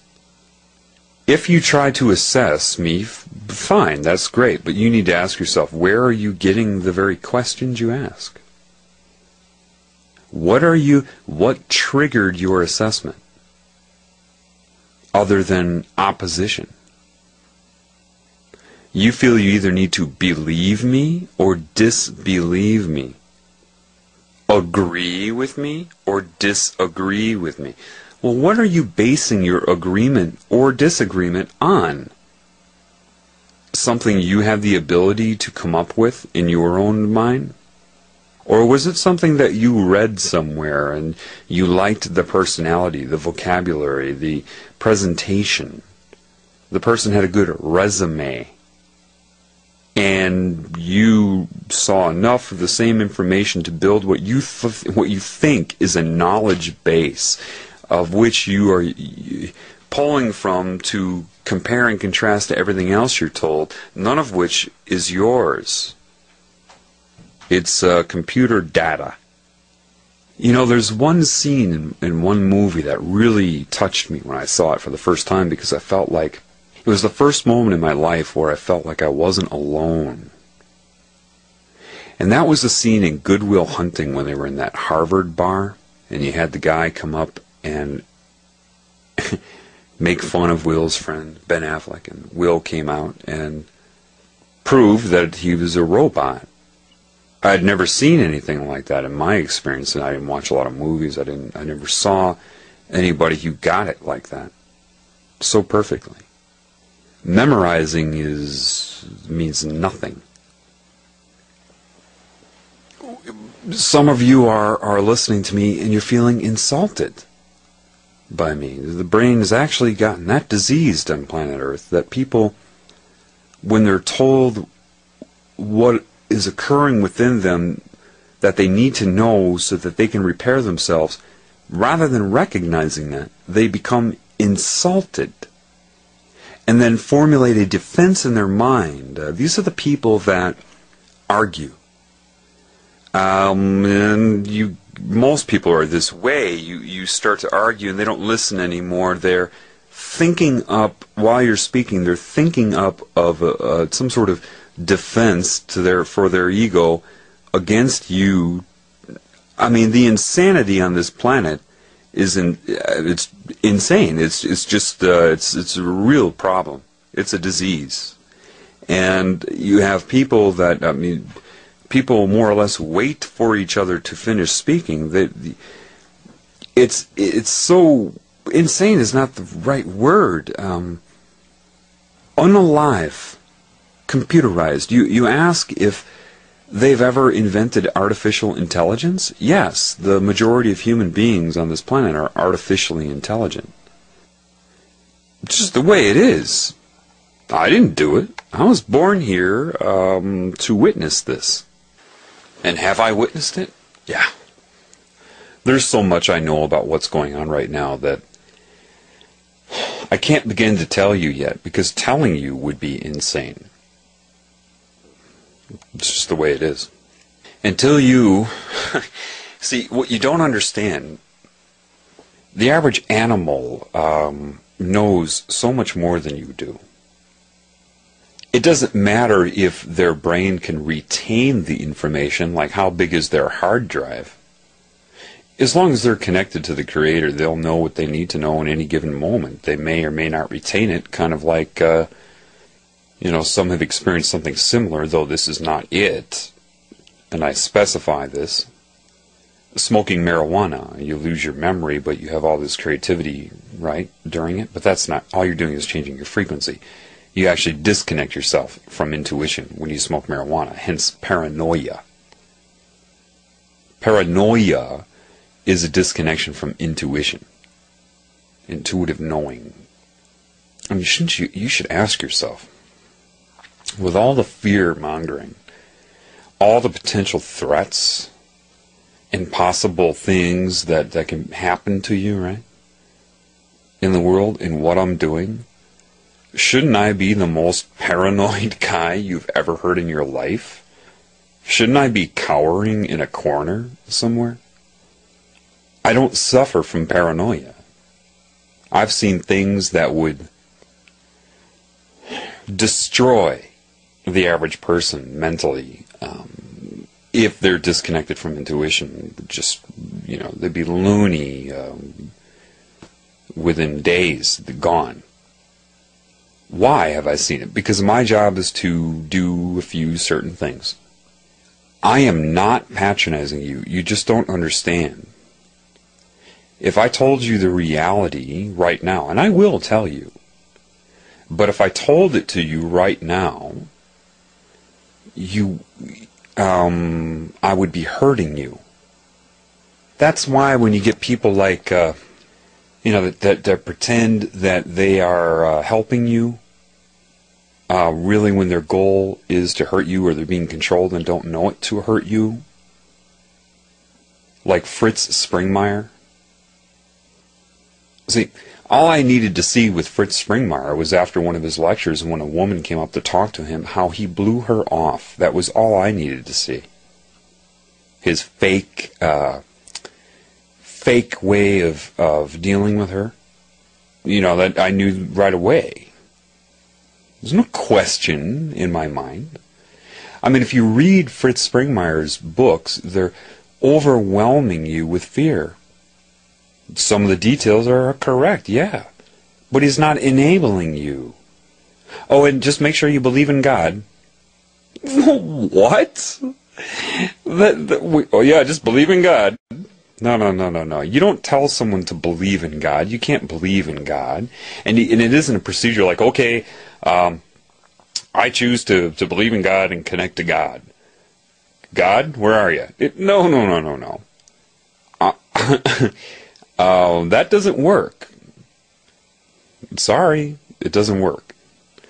There's only one way to connect to the Creator. And so this is what I need to do first, or everything else will be done in vain, frustration, ignorance, and just stupidity. If I tell you the situation that you're in without enabling you first. Because if you're enabled, it will hardly even bother you. You see, how does a butterfly make it from South America to Canada when it makes that trip? How big is a butterfly's brain? Do you believe that it somehow stores the information in the form of memory and recall? No. That is what abundance means. It's connected to all of the energies involved with its creation. Therefore, it knows what it needs to do at any given time. That is abundance. I watch my cat, and my cat, though cats can become paranoid, is still way less paranoid than the average human. How do I know that? He can be still. You see, why is it you're all trying to keep yourselves busy? Why do they even call businesses businesses? Busyness? Busy as a bee? You think this beehive mentality is coming? No, you're already in the beehive. You're already being controlled by one giant consciousness. You're already bees. Look how you... everything you're set up to do, to pursue this goal, to do this, to do that. You can't stand to sit there without turning the TV on to occupy your mind, to help yourself move through time. Insanity is a disconnection from all of the energies, mainly love, that is responsible for your very existence. You're, of course, lied to here, and you're told love is, you know, a relationship or an emotion. You can't define love, you know, just one lie after another. Love is a combination of everything the Creator intends, which is all there is, its own self, its own intention, and therefore everything that it creates. In one way, love is an intelligence, so far in advance of the mind that not even the speeds of your subconscious mind could observe the information. That would be like giving you a notebook and a pen and sitting you down next to a highway and saying, okay, I want you to write down the license plate number for every car that drives past. Except I'm going to have them drive past at 500 million miles per hour and only have 10 feet in between each car. Yeah, good luck with that. But see, your soul energy, your spirit energy, can receive that information because that's one and the same. Scalar, you know, the scalar relationship can see itself as I, below, above, all, everything. So it can interpret that, and then that interacts with your mind, the way the Creator will work with you is kind of like teamwork, where, if you're throwing sandbags in preparation for a hurricane, you hand it to one person and hands it to the other person and hands it to the other person, that type of thing. That type of interaction right now in this existence is kind of how that works. And love is so advanced that people, that type of instantaneous knowing, it's kind of like, again, I have to use a movie to give you a visual idea, but in the first Matrix, when they hook Neo up to his combat training and says, get ready, and then just downloads it into his head, and he's like, whoa, I know Kung Fu, that type of thing. Yeah, that's kind of what love is, but even faster than that. You just know. Your mind has the option to store it if you wish, but it's unnecessary, for all life forms. It's, as a life form of the human type, you have a larger brain tissue mass to store and mix things up and whatnot, but your information didn't come from the brain or the brain's observance. You think it did, but it didn't. It's such a fast interaction with you that you have an emotional response to it. It's your emotional responses to love can be varied. If you're down in the dumps and you realize the love for you, you could start crying. That's happened to me, certainly, in the past few months. But that doesn't mean love makes you cry. Crying would be a release of blockage, of knowledge, just laughter as well. All of these things. If you're with somebody that you love and everything's going well and you feel the love, then it could be a blissful feeling. Love is what created the mind. Therefore, love cannot serve the mind, which is, what the people who are the consciousness that's running this planet knows. So that's why you're taught that you have to pursue love. Make love work for you. That's impossible. So you won't access love. You'll access replacements that they tell you is love. Magnetic attraction. Addiction to being in a relationship. Why are breakups so hard for you all? Because you're addicted to the person's presence. You have entrainment of vibration. Spend enough time with a person, you start to get on the same frequency, and then an exchange of energy. It's an addiction, just like an addiction to anything else. You need them to verify your own existence, and vice versa. None of that is love. Romance, it's magnetic attraction, coupling of energies that are so detached that they feel that desperate need for it. Someone who really wants love seeks to express love, because you already got it. If you're connected to love, you've got love. You don't need a person to come by and love you. If it happens, great. But if you don't, it'll only happen. See, you can't emit love without getting love, and if the only place you're going to get love is from love, the Creator. That's what y'all don't get. That is your answer. You see, love is like the solvent to polarity. The mind is insane. It's always in conflict with itself. I can give analogies all day for that. People don't understand how I can go up to wild animals and coexist with them. I'll go into the forest and be a group of deer, and my presence is acknowledged. I can go lie down next to them, not to impose upon them. I don't go up and try to pet them. I don't do those stupid human things. I'm aware, and they know it. See, they don't need to assess it. They don't need to go read a book about humans to know what they're dealing with. Why do you think most animals bolt when you come by? Because they see you are detached. They see that you are insane. They don't need to know your name, your history, what you think your intentions are. They see it as a disease, as something that scares them.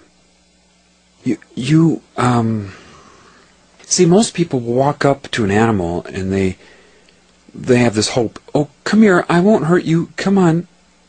They have this hope that the animal will come, so they're trying to pursue that hope. But the hope in a binary, polarized mind would have to be offset by a belief that it will not come. Otherwise, what are you hoping for? And that duality, that insanity, is being broadcast at the animal simultaneously. And if your belief that it won't come is going to be more solid, because the hope is transient, it's in that situation. That's being created from a belief that was in your mind before you saw the animal or came into its contact with it. It's, rather, I can't tell you how to do it. There is no procedure to know what I mean when I say you go up to an animal and you're not broadcasting a hope that it will come to you or a belief that it will not, but seeing it as an equal creation and being able to communicate with it. The animals accept my presence. They acknowledge it, and I understand them. It's funny how deer will go through a certain little ritual it's cute. They communicate with me, and I understand what they're meaning, what they're saying. A biologist would take notes and say, well, when it does this with its head and does this and this, it means that. The insanity of it. Deer can mean different things doing the same thing. Either you're connected to the Creator or you're not. It's like people that complain that they can't find a boyfriend or a girlfriend. They want one so bad, they hope they're going to meet somebody, so of course they have a belief that they will not. Otherwise, what are they hoping for? So they'll buy a certain type of perfume, or maybe go shopping to get better outfits. So all these procedures that are built upon the hope. Maybe they'll run into somebody that's magnetically opposite to them in their charge. It never works out, right? Forcing it that way. But then you'll hear people say, well, gosh, you know what, though? I met the perfect person when I least expected it. I was busy, I was doing something else, I wasn't thinking about it, and bang! There they were.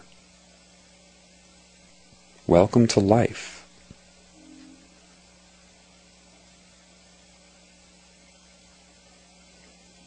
So why did that happen? You weren't acting upon a hope that you'll meet somebody. Therefore, the belief that you will not was not active and resonating.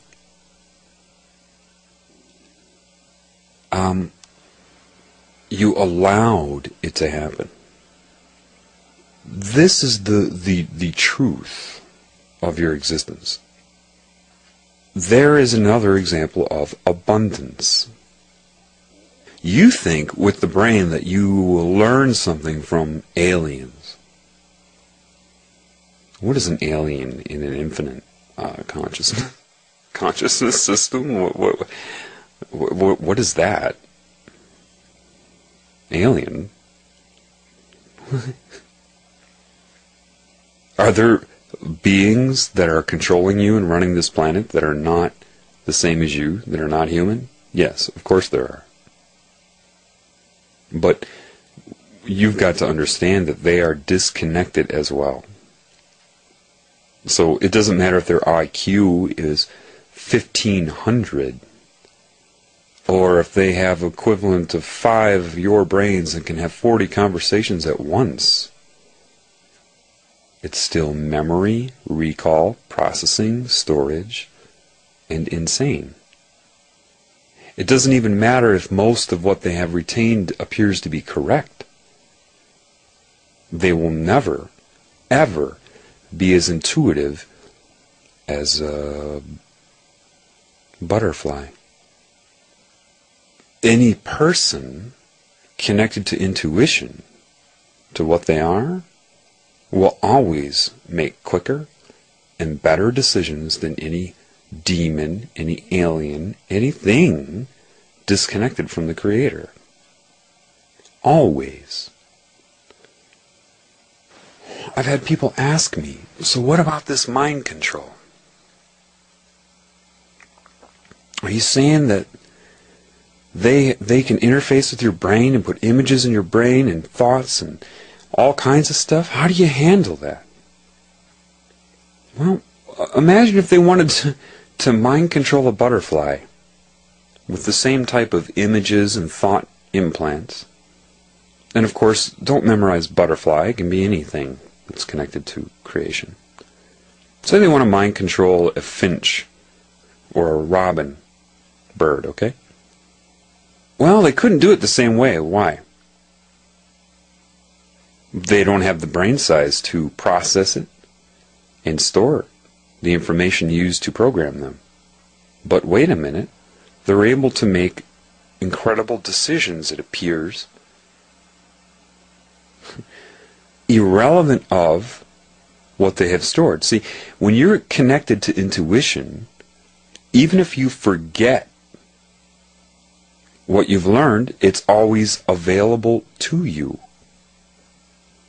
You can take an Alzheimer's patient, connect them to love and intuition. They may have forgotten what they did last year, but they won't forget that the stove is on. They won't forget certain things they need to know. Why? Is it coming from the brain? No. But why am I telling you this? If they couldn't control or mind control a bird with the same type of things they use on humans, then what are they depending upon? Very basically, what are they depending upon? The cerebral cortex, your computer.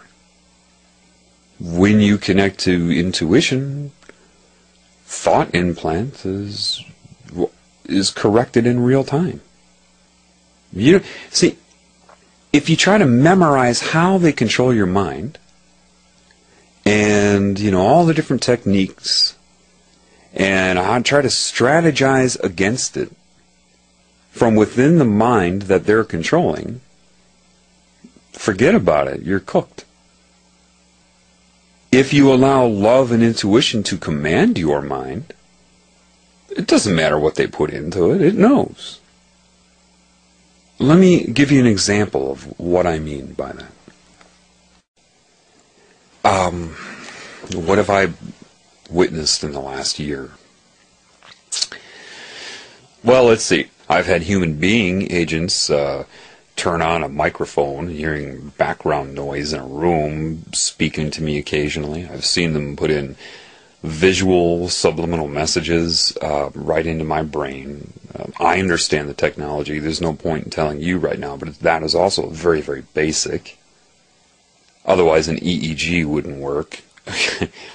I have had them put things that look like PowerPoints in my head. I remember I woke up from sleeping and I opened my eyes, which I knew right away. See, intuition was letting me know when it happened, why it happened. It triggered my brain into beta, which that triggered the program. Once the brain goes into beta, that means he's awake, and then he won't notice it. His eyes will be open because it's very faint.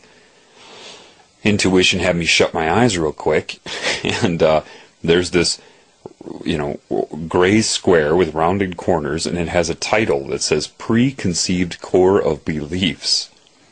I've never heard the term before, nothing, okay? This is what was in, and it had like 3 questions underneath it. And then it showed, if you've seen the movie The Ring, that video they all watch in The Ring, where it's just a series of strange scenes and bizarre images and such. It was like that for 4 minutes straight. I'm just watching it. They've tried to intimidate me by putting really bizarre thoughts in my head, scary thoughts.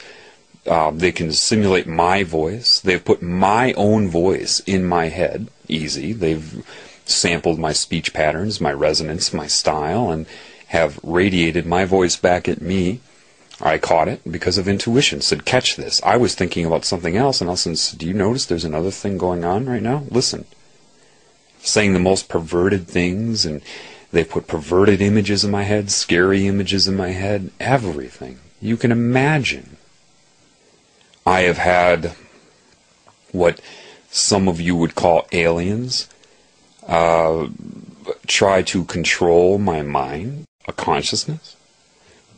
Some of you would call demons that have tried to psychically attack me and control my mind. Was witnessing what you would call paranormal stuff, things moving on their own. I've been hit with what are like energy balls that feel like it's going to knock your spirit right out of the body. I've had my bed shaken violently, all kinds of things. So, see, when I say so big deal, the insane mind says, what do you mean big deal? What do you mean so? Again, does a butterfly memorize its vector of travel, all the things it needs to know to make the trip from South America to Canada? When have they controlled my mind successfully? I started to be shown this. When you are disconnected from love. When you are not, you're like Neo watching the code go by. No alien, no matter how intelligent they appear, no matter what technology they have, if they're disconnected from love, they cannot compare to me. And they know it. They try to assess it. How is he resisting? Let's try this.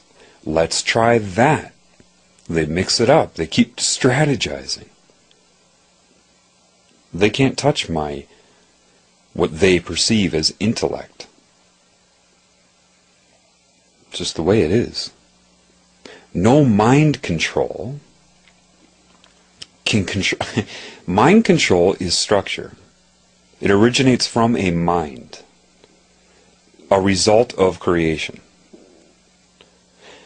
Therefore, trying to affect a mind, a result of creation. If you don't get it yet, if you connect to the Creator, not religion, if you connect to that which created you,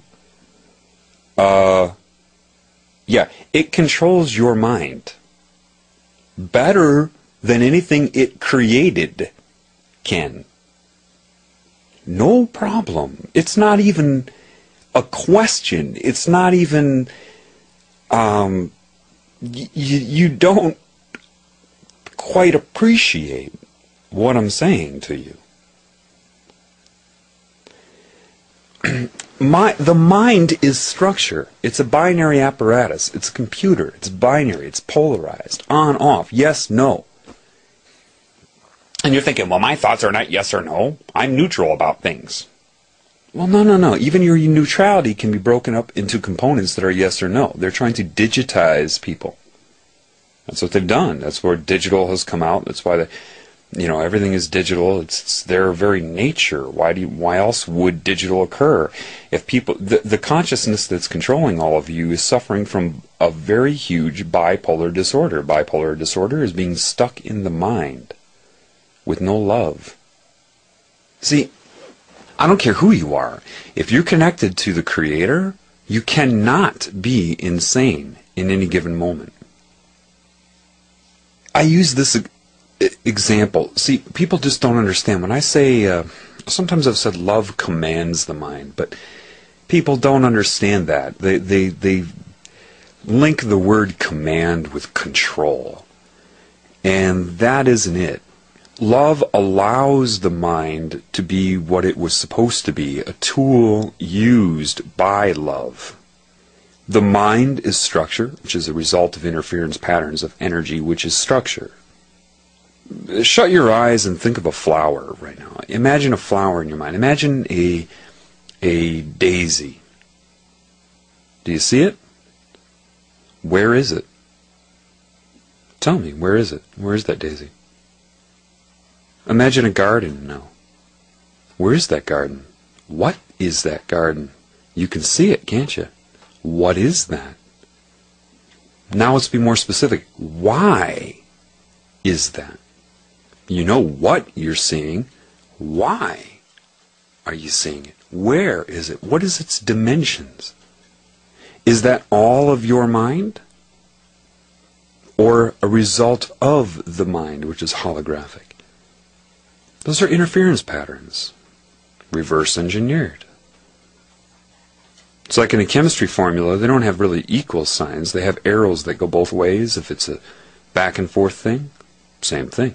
You've observed the garden, which is just really the detection of waveforms of energy, mapped it in your mind, stored away that as waveforms, and now you're reproducing those waveforms to see the image. Holograms, if you've taken a physics class, even in high school, you usually have a unit where you make yourself a hologram. You use a laser and you split the light beams so you hit it from different angles. But when you look at that, your teacher will tell you, okay, let's look at the film, and you see that it's just concentric rings that interfere with each other, like waves and David Icke even talks about this.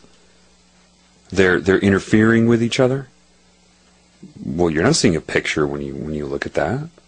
It's only when you shine the light on it, the laser, in a correct way, that your brain interprets it as an image. You just did the same thing by viewing the garden in your mind. It's structure. It's the result of creation. Love is the intention of God.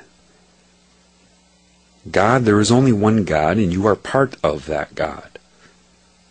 You are the garden in God's mind. So, you, as being part of the garden, can you get cancer? Well, see, God doesn't visualize you. It doesn't make you a fixed image. It loves so much and has so much ability that it wants you to be self-aware, to observe it, enjoy it, assist it. Do you like to dream? You ever have a really good dream? Everybody in that dream was you. Everything in that dream was you. God's a dreamer. Except when it creates self-aware components, somehow what happened is part of it got disconnected from it. A self-aware creation of God, which is a part of God, that got disconnected from the Creator. God is the wrong word. And along with that comes fear, and then the predictable. The structure is so predictable. It's not to insult it. I'm not insulting the cancerous energy that's controlling everything right now. But it's so obvious that you, of course, would get scared and then try to, control everything. And then you can become addicted. Addiction comes from disconnection from the Creator. What you call the Illuminati and the energy they're serving is incredibly addicted to what it's doing, and I won't get into it right now. But obvious results. The mind is structure, so therefore math is structure. Mathematics, geometry, numerology. It's the result of creation. Now you have a disconnected part of that creation that tries to assess everything by looking at all of the results of the creation and not the Creator. So it's a bunch of copying, reconfiguring, trying to use structure against structure. Math is not life. You've got to understand, they're obsessed with numerology, zodiac, astrology, witchcraft. The whole thing is bound by structure. The pyramid, the energy grids on the planet, they look and say, okay, it appears here. And structurally we can say why. Because they're refusing, they're scared to death of this energy saying, you were part of me. And it's building up a wall of defense, or has, against it. How does love then take command over structure? Well, you've got to be connected to it. And if you're disconnected from it and don't seek it, with its hand always extended out to you, even this cancerous energy has a giant hand saying, just grab it, man, just grab it. Then you'll say, I don't believe in God. What if one of your skin cells said, if one of my skin cells said, I don't believe John exists. If you exist, John, show me yourself. Well, I can't, because it makes me up. I can't shrink myself down without shrinking it down. It can't perceive me in my full form from the outside to see me as a being if it's within my being. I can love it, send it nutrients, carbohydrates, proteins, electrolytes, minerals, oxygen. But when it's healthy, it just knows that. Cancer is induced by trauma. And that can come in various ways. It could be a virus. It could be UV damage to a cell. What happens there? The DNA gets so beat up, base pairs are removed. It has different repair mechanisms. Sometimes it's able to replace base pairs that have been lost. Sometimes it's so screwed up it undergoes what's called gross repair. It just starts putting them together at random. Normally the cell dies. But sometimes it creates what's called an oncogene, or this is how they assess it molecularly. Like computers, geneticists don't get it. If you take an advanced genetic course in university, you'll see that everything is explained to you either in math or structure. You take chemistry and it's all structure, electronegativity. The Creator put in my mind, there's an element right away. What's missing from the periodic table? Time. But anyway, electronegativity is the tendency of an atom, or the nucleus of an atom, to want to draw electron consciousness around it within a molecule. You see that with water. Oxygen would be considered an electronegative atom, and hydrogen's not. So when you have two hydrogens hanging off of an oxygen, and you have all the electron consciousness bathing it, surrounding it, seeing itself as I, the water molecule, it decides to allocate more electrons, or that consciousness, around the oxygen. Therefore, less electron energy is shielding the hydrogens. So they call it a polarized molecule, or polar. Positive charge by the hydrogens and negative or more electron consciousness around the oxygen. Well, okay. So it's like magnets or magnetic attraction. If you start to get large molecules, they can start to have different... When you have proteins in your body, let's deal with the body. You have different levels of structure. They call them primary, secondary, tertiary, quaternary. Tertiary would be... Primary is just the chain. Secondary is the winding of the chain. Tertiary would be folding of the chain upon itself to take a shape. Quaternary would be different molecules coming together and being magnetically attracted to each other, like an antibody would be quaternary structure. Okay? Why am I telling you this? Because how does an enzyme then? An enzyme is a protein with a large chain, and chains wrapped around themselves to take a shape.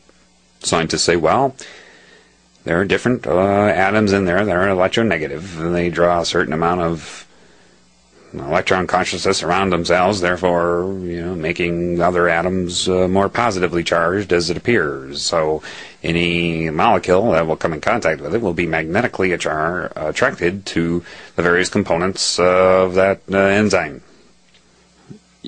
Beep, beep, beep, boop, boop, boop, boop, boop, boop. Just a computer thinking that through. Then you have coenzymes that attach to the enzyme, like certain B vitamins that, because of its electronegativity, draws certain electronegative consciousness or certain electron consciousness around itself, therefore shielding less of certain parts of the enzyme. So because of that, changes certain magnetic relationships and it changes its shape. And then you have cofactors which attach to the certain coenzymes like magnesium, and that draws more, or gives off more electrons to change its shape, turn it on, turn it off, like a computer. DNA multiplies because you have a helicase enzyme that starts to go anywhere within the DNA and open it up like a bubble and unwind it, unzip it. And then polymerase enzyme will attach itself to a certain codon and begin to move down that codon to transcribe RNA, which is then transferred to a ribosome, which reads that through electronegative attraction and transcribes an amino acid, which becomes a protein, which becomes a structure. What? Okay, that is, yeah, that structure that is occurring, sure. What they're missing is the consciousness involved. What do you think, that just happens at random? Meiosis and mitosis are just random acts of accidental attraction due to electronegativity and charge within certain molecules? What? And you actually have professors that think they know something that teach this. The reason they think they know something is because they're only allowed to know that and ridiculed if they don't, or if they don't follow that, so that they can brainwash other students and keep them from thinking. It's structure. And even the consciousness that runs it is structure.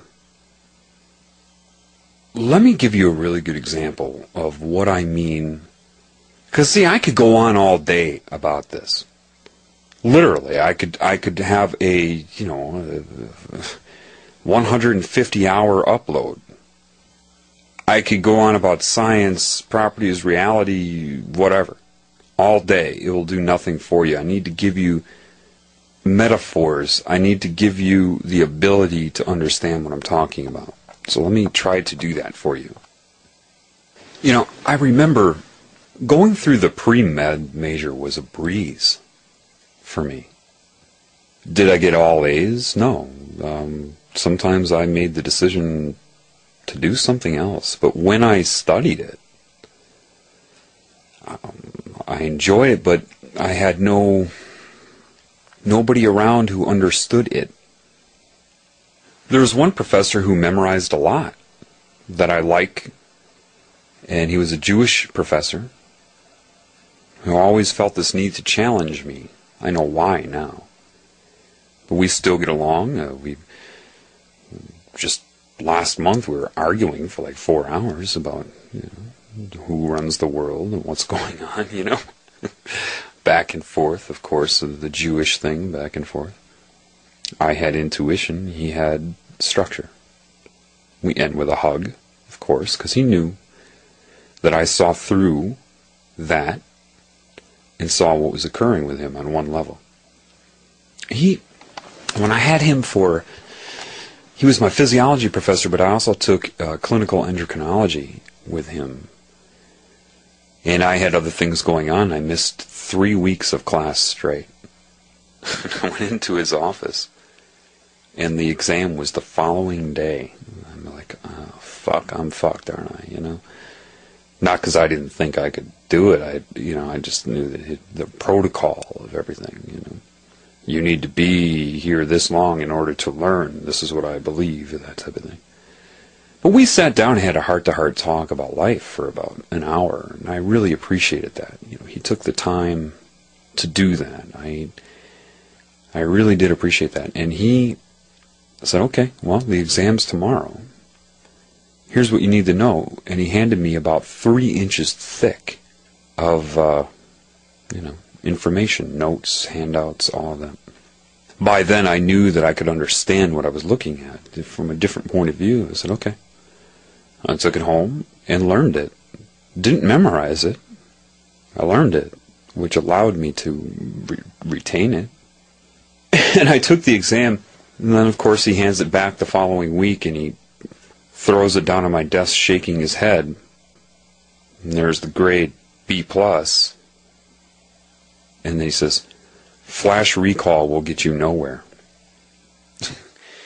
And I knew right then he couldn't understand that it was not flash recall. I still, to this day, know most of what was on that exam. I throw it in his face even now. This is one of the things I was arguing with him about. I say, you see, this was like 10 years ago. Almost. Yeah, 10 years ago, actually. And you accuse me of flash recall. Compare me to any student you have right now. The understanding of it. What I'm trying to show you, I said to him, is that I understand why things are happening. Love, the intelligence of love. I've used this analogy. It was given to me sitting by a river. I had the question, what is love then? The answer was given to me right there on the spot. It explained the concept of male-female energy to me in my mind, in my heart, and it just... how can I explain this to you? I was sitting by a river, and there, you know those certain plants that pop up out of grass that have the male components sticking up, the female leaves and everything? It just points my head down. Look at that leaf. You just know, so you look at it. And I'm trying to figure out, what is it trying to tell me until I realize it infuses into me. Okay, male and female components. Then it will make me observe what's around the structure. Oh, the energy manifesting it. Okay, now I get it. So, male-female energy. Then it moves my head up to the sun. And then I realize, okay, male energy. That's what the sun is. Outward energy. Then it moved it down to my penis. Male energy. Outward energy. Then it moved my head up to, not like controlling me like a puppet. That's just the way I'm saying it to you. To leaves on a tree. Well, they receive the photon energy. They're female, and the energy around them, female. Receiving. And then the parts of the tree that look like an antenna, the broadcast antenna. That's the male part of the tree. And then maybe understand that I'm not talking about masculine and feminine. Everybody has so many different male, female energies, in, out energies in your body. Then I understood, and then it put in my mind, now you understand what's going on. There's this outward destructive energy occurring on the planet. All the electromagnetic pollution, stimulation, everything is this outward male energy. That's why the Illuminati worship the sun and the phallus, and it's male energy. But see, when you're hit with all this electromagnetic energy, it throws your energy system out of balance, which can be female out of balance and male out of balance. It made me understand that if male is out of balance, outward giving energy becomes aggressive, forceful energy. It can be in your actions, striking another individual, venomous words and language. It's that outward aggressive energy. If female is out of balance, then rather than being receiving, you become absorbing, gluttony, shopping excessively, consuming, basically. People that are around you that feel like they suck your energy away from you, that's female energy out of balance. The more out of balance it becomes, the more out of balance male becomes in a person, they become more bipolar or polarized. It made me look at my shoes. I'm like, what am I looking at my shoes for? And then it focuses on the rubber on the bottom of my shoes. The rubber on your shoes, that's an insulator. You're walking around without the ability to discharge or ground yourself to the planet and rid your body of this excess electromagnetic energy, which is throwing you out of balance. It said, take your shoes off. So I took my shoes off. It says, now you're discharging. Put your feet in the water. Now we're bringing you into balance. And then it made me look at the tree, and it made me understand this. The tree is the same as you. It has in and out energy, male, female energy. It's conscious on a different time scale. The tree is one of the most content life forms there is, because it need not even move. Put the question in my mind, and I say it like that, you think that there's some sort of dialogue going on. Again, it's the only way I can express it to you, but that's not how it is. But that's how I'm going to say it, okay? Just to make it easy to speak to you. If a tree were scared of dying or being killed, would it even grow? You can do anything to a tree and it will keep growing until it loses its capability. But if it were worried about a tornado that could show up at some time, what is the point of growing? It said, if you want to see what you're missing, look to the tree. What does the tree have that you don't have? And then it whipped my head back down, male, female, sun, leaves, all around, trying to coordinate it for me, extracting a metaphor. I didn't have the information available to me that I could look up, so it had to do it this way. And then in my head it came up with certain things. Well, okay, it wasn't inhibited by religion, forced into synthetic guilt, shame, and fear. It wasn't told generically what it's supposed to do but not explained to it, and then coaxed with subliminal messages and programming and consciousness manipulation to make it do what it's not supposed to do. It's not inhibited with fluoride or NutraSweet. It's not subject to media or mind control. So the tree has an active connection to love and intuition. And it said, love, and this is where I learned this, love processes the mind. It is the solvent to polarity. The mind, which is this input-output male-female energy and consciousness and structure, therefore exists in the tree and in you, regardless of difference in form. Why create everything the same? All things being equal, though, same type of energy system, it is connected to me. So then the scenario went. When you walk into the woods, why is it that everybody, they can be angry, afraid, worried, frustrated? All these different vibrations associated with your thoughts. Your thought will be on the carrier wave of that vibration. One and the same. So, like, if you listen to your favorite radio station, 103.2 megahertz, are you listening to a constant tone of 103.2 megahertz? No, your ear can't even receive that. And even if it was decoded and lowered down, that'd just be a constant sine wave. No, that's the carrier wave. And then embedded secondarily upon that is the audiogram of the music that you hear, the spectrogram and audiogram of the music upon that carrier wave. Well, your thoughts, you can have a thought, I am John, and have that go on different carrier waves. One of lack of self-esteem, one of love, one of answering a question when a professor says, please raise your hand in attendance.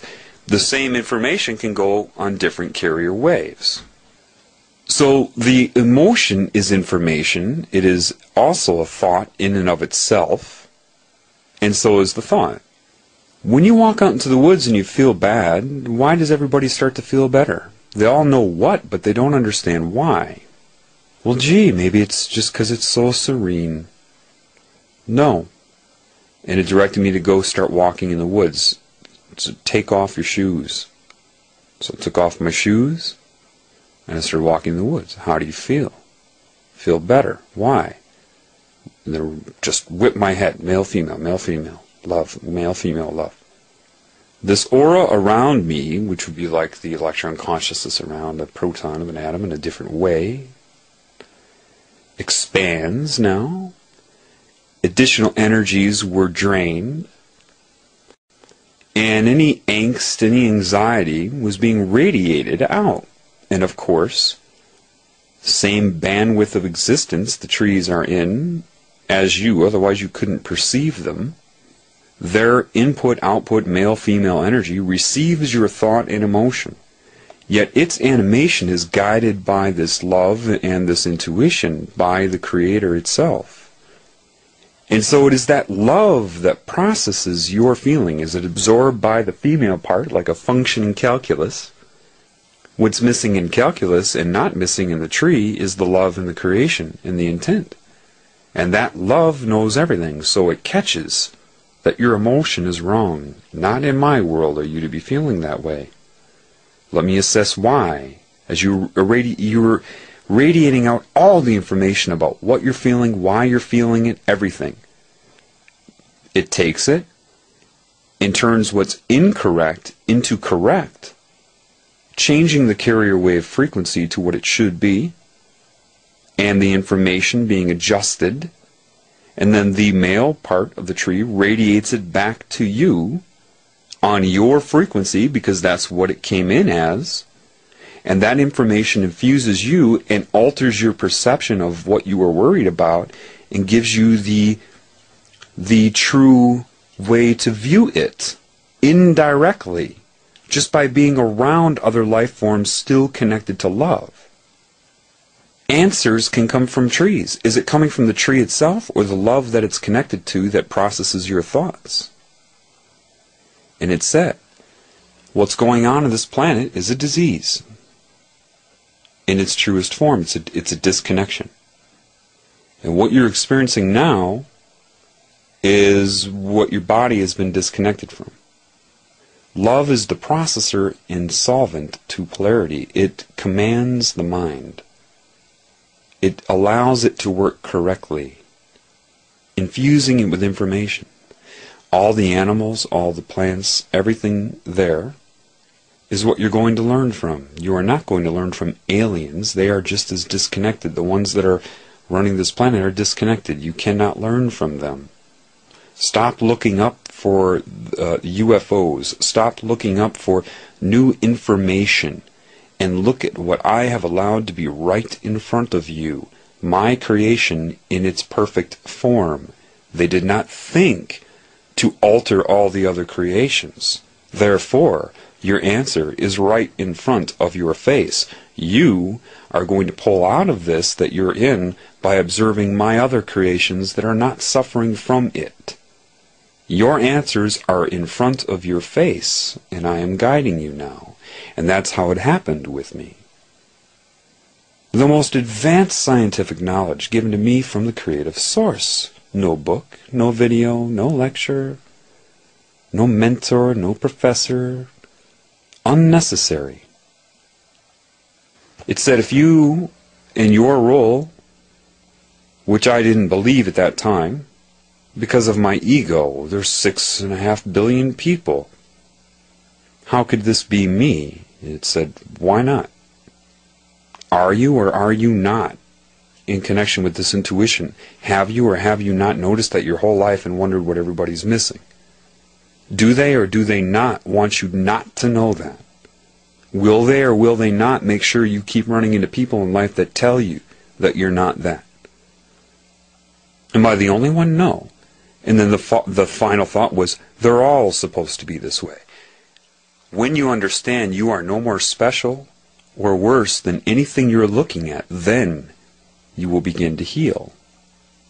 And that is not something that you can convince yourself of, like some sort of affirmation. I am no better or no worse. I'll force myself to believe that. No, no, no.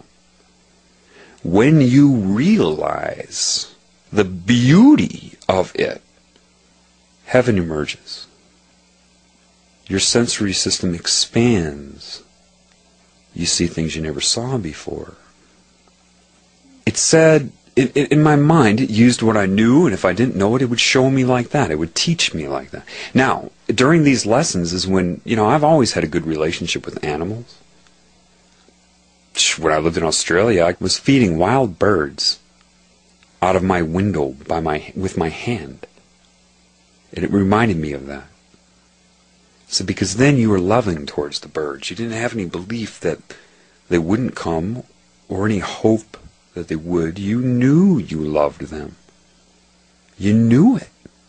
You didn't question your own love for them. And because of that, it allowed them to come eat out of your hand, and all your roommates said, I don't believe it. And as I started to learn that, that's when I started to be able to just walk up to animals and they would start responding to me. Because God is part of all of them. And it's saying, you see, love my other creations. And this is where humans are suffering. And that started teaching me why the animals run. I didn't read some philosophy book. And the computerized people, they respond to me, I've had everybody say, oh, well, that's so-and-so. Oh, you need to talk to a Buddhist, one guy said to me. I do? Why is that? You need to talk to a Hindu. I do? Why is that? I'm talking to the Creator right now. Those people are bound by structure. Why did I always have this feeling of connection to Bruce Lee? Because I understood what he was talking about. You see, there are a lot of people here that are playing a role in the healing of humanity who will begin to be revealed to you. One I can tell you right off the bat, without a doubt, the moment I saw him, within minutes, I knew. He's famous. The only reason I bring it up, I've seen a lot of people that are not. I bring up a famous person so you know who I'm talking about. It has nothing to do with their fame. One person I know that's here on behalf of the Creator is Caesar Milan, the dog whisperer. He deals with robots on a daily basis. People think it's about how to raise your animal. That's what the show is about. No, it's showing humans their disorder. That's what that show is about. Through metaphor. I don't have to guess. I don't need to talk to him. I know. It's just that. So love can change your perception, even indirectly. If you have love in you, and someone tries to psychically attack you, those carrier waves, that information, the intent of that is grabbed by love and it says,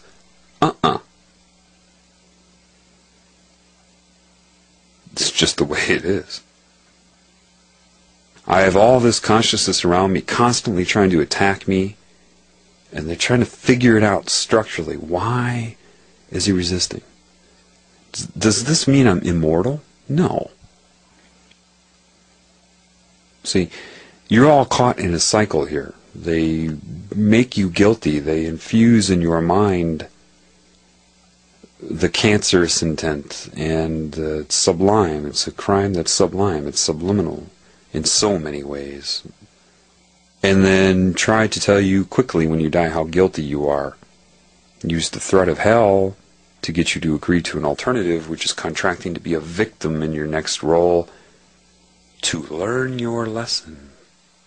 And they just do it to you again and keep working on your soul to break your will until you feel like you're so bad that you can't even perceive that you would be loved by God, so they can absorb you. So what is going on here, and what I don't need to tell you how I got here yet. The best way I can explain it to you is I was assessed by a structural mind when I came. Disconnected from intuition. Therefore, I was not told what I was. Otherwise, that would have been read in my mind. When I was born, the love in me was seen like a beacon. They go after that right away. That's what they're trying to stop. I was allowed to suffer, dip into all kinds of horrible things in life, just enough to understand it. See virtually every aspect from every cultural point of view. Shown that I have this ability to influence anybody of any race, of any culture, anywhere on the planet Earth, and beyond. Everything is coming together, okay, and I could go on for 150 hours about that. Let's say I was allowed to be trapped, caught in the net. Like a Trojan horse, on behalf of that which creates everything? Many of us are. I am a specific one. Then, from a pool of those inside, certain ones are activated to activate others. What is my job? What is my task? It's a pretty tough one. I have to come in and tell you that on one level, everybody you look at is you. And there you are criticizing them, competing against them, weighing your existence against them.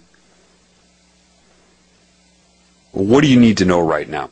So going back to the Cancer energy and understanding that there is a certain part of the energy used by that above you to see itself as I, that Cancer, right, disconnects you from, and like in your cells, and plugs into it so it can use your cells to see itself as I, separate from you. There's a whole procedure that would be involved there on its time scale of breaking that cell's will, enticing it to leave a perfect system already that you're not aware of. What I'm telling you is that on this level, the same thing is occurring. Here's the deal. I'm just going to tell you as it is, because it is. There's a giant consciousness connected to all of you right now. That's the secret the Illuminati know. And it's breaking your will with each life cycle and each new day, distracting you, disconnecting you from the Creator.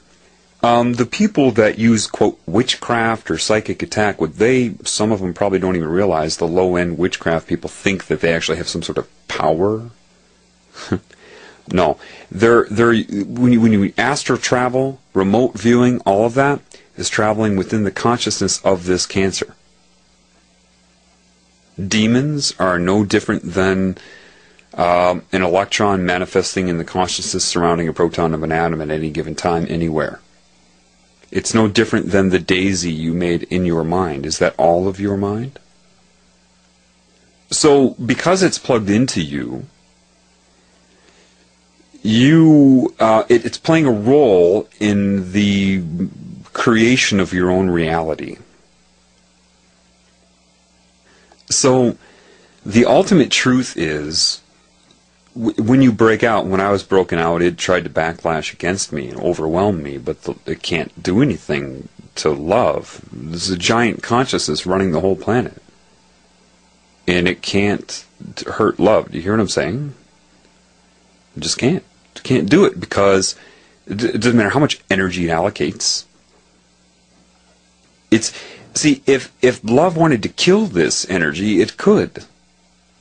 That's not the point. It wants to heal it. That's why these things are being allowed to happen. Everything is going to be healed. All of it. Otherwise, it would just destroy it. Bang, gone. People ask, why would God of the Bible let this happen? Well, you don't understand it correctly. 2,000 years to you is certainly not that to the Creator and even to this Cancer consciousness. It's on a different scale. Your lifetime to the Earth is very, very short. To the Earth and its time scale, the Moon, for example, is going around it really fast. Like Superman in Superman 1, where he goes around the planet. To you, it's slower. It's a difference in time. It's like the cancer cells or cells being attacked by cancer in your body saying, where is this person, you, with the cancer? That's why fear and anger and all these energies feed cancer, as much as trying to war with demons or the aliens or us against them. That's a cancer attitude. That's exactly what it wants. If you direct hate towards it, it feeds from that. It's the way it is. If you fear it, it feeds from it. Anything that gives it energy. So, what is it like then? Well, again, another movie, The Matrix. Anybody can become an agent at any time. Yep. See, the people that wrote that movie probably predicted you wouldn't, or felt that you wouldn't know what they're really telling you. Yeah, the people that are disconnected from love, their subconscious mind, which is plugged into this cancer, could be hijacked at any time. Even my own parents have threatened me and have no knowledge of it. I've had two people in different instances when I've talked about life and what's going on in love. One, my ex-girlfriend's younger brother, just suddenly said, "John, this is weird. I just had this vision put in my head of me grabbing this knife and cutting your throat." Intuition made me understand immediately. I said, "Don't worry about that." 5 months later, I was at another person's house. Another guy says the exact same thing. "I just had this vision of me cutting your throat." Imagine me being able to say, "Oh, don't worry about that. That's happened before." You know, I knew he wasn't ready to hear the truth. In his state, he's disconnected, pot smoker. People, they want you smoking pot. The way to influence the human mind is pretty simple. Make it illegal for a certain period of time. It's the fastest growing biomass on the planet.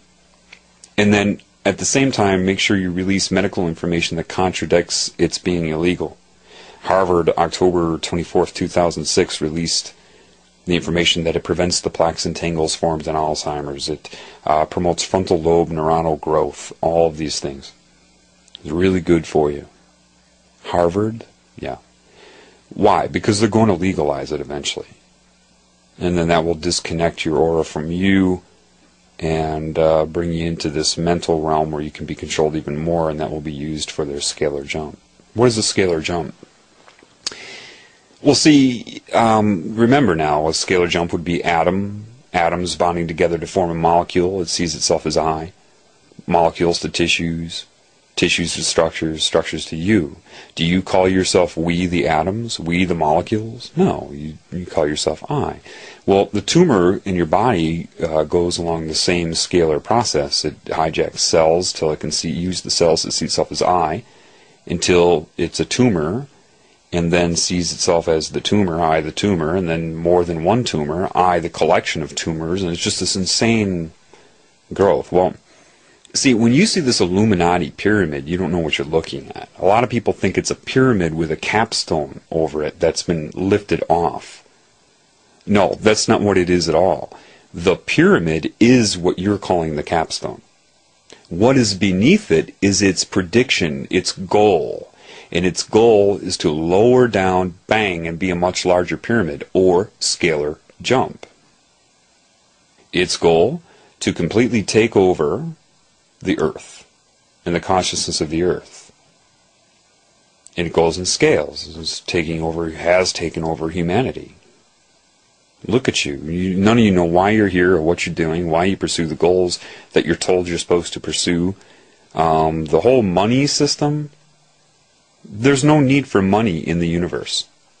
None whatsoever. There's no need for it. At all. There's no need for a monetary system. At all. You wanted to build the buildings that you build? Fine. Humanity could have come together collectively to do it because they wanted to do it. People don't need to be paid, and they don't, it's a disease. Money has even got a hex on it. It's Kabbalah. The less love you have, the more shame you have, the less self-esteem you have, the more controllable you are. Why? Because you're supposed to have self-esteem. You're supposed to have self-love. They condition you to call that bragging if someone loves themselves. What? No. To love yourself is to love your creation, which means by default you'll love the Creator. And nothing can control you. What am I telling you? What have I experienced? Well, perfect strangers, over 100 by now, come by, and you call it synchronicity. Most synchronicity is this cancer consciousness utilizes the same mode of communication in some ways as God would, so God uses other methods, but a lot of synchronicity is coordinated and created by this cancer consciousness. I've had perfect strangers come up and just start reading my mind, trying to antagonize me. I've had, and I'm not talking about statements that I somehow conformed into a belief system and through paranoia and delusion thought they were talking about me. No, I'm talking about exact responses to specific thoughts.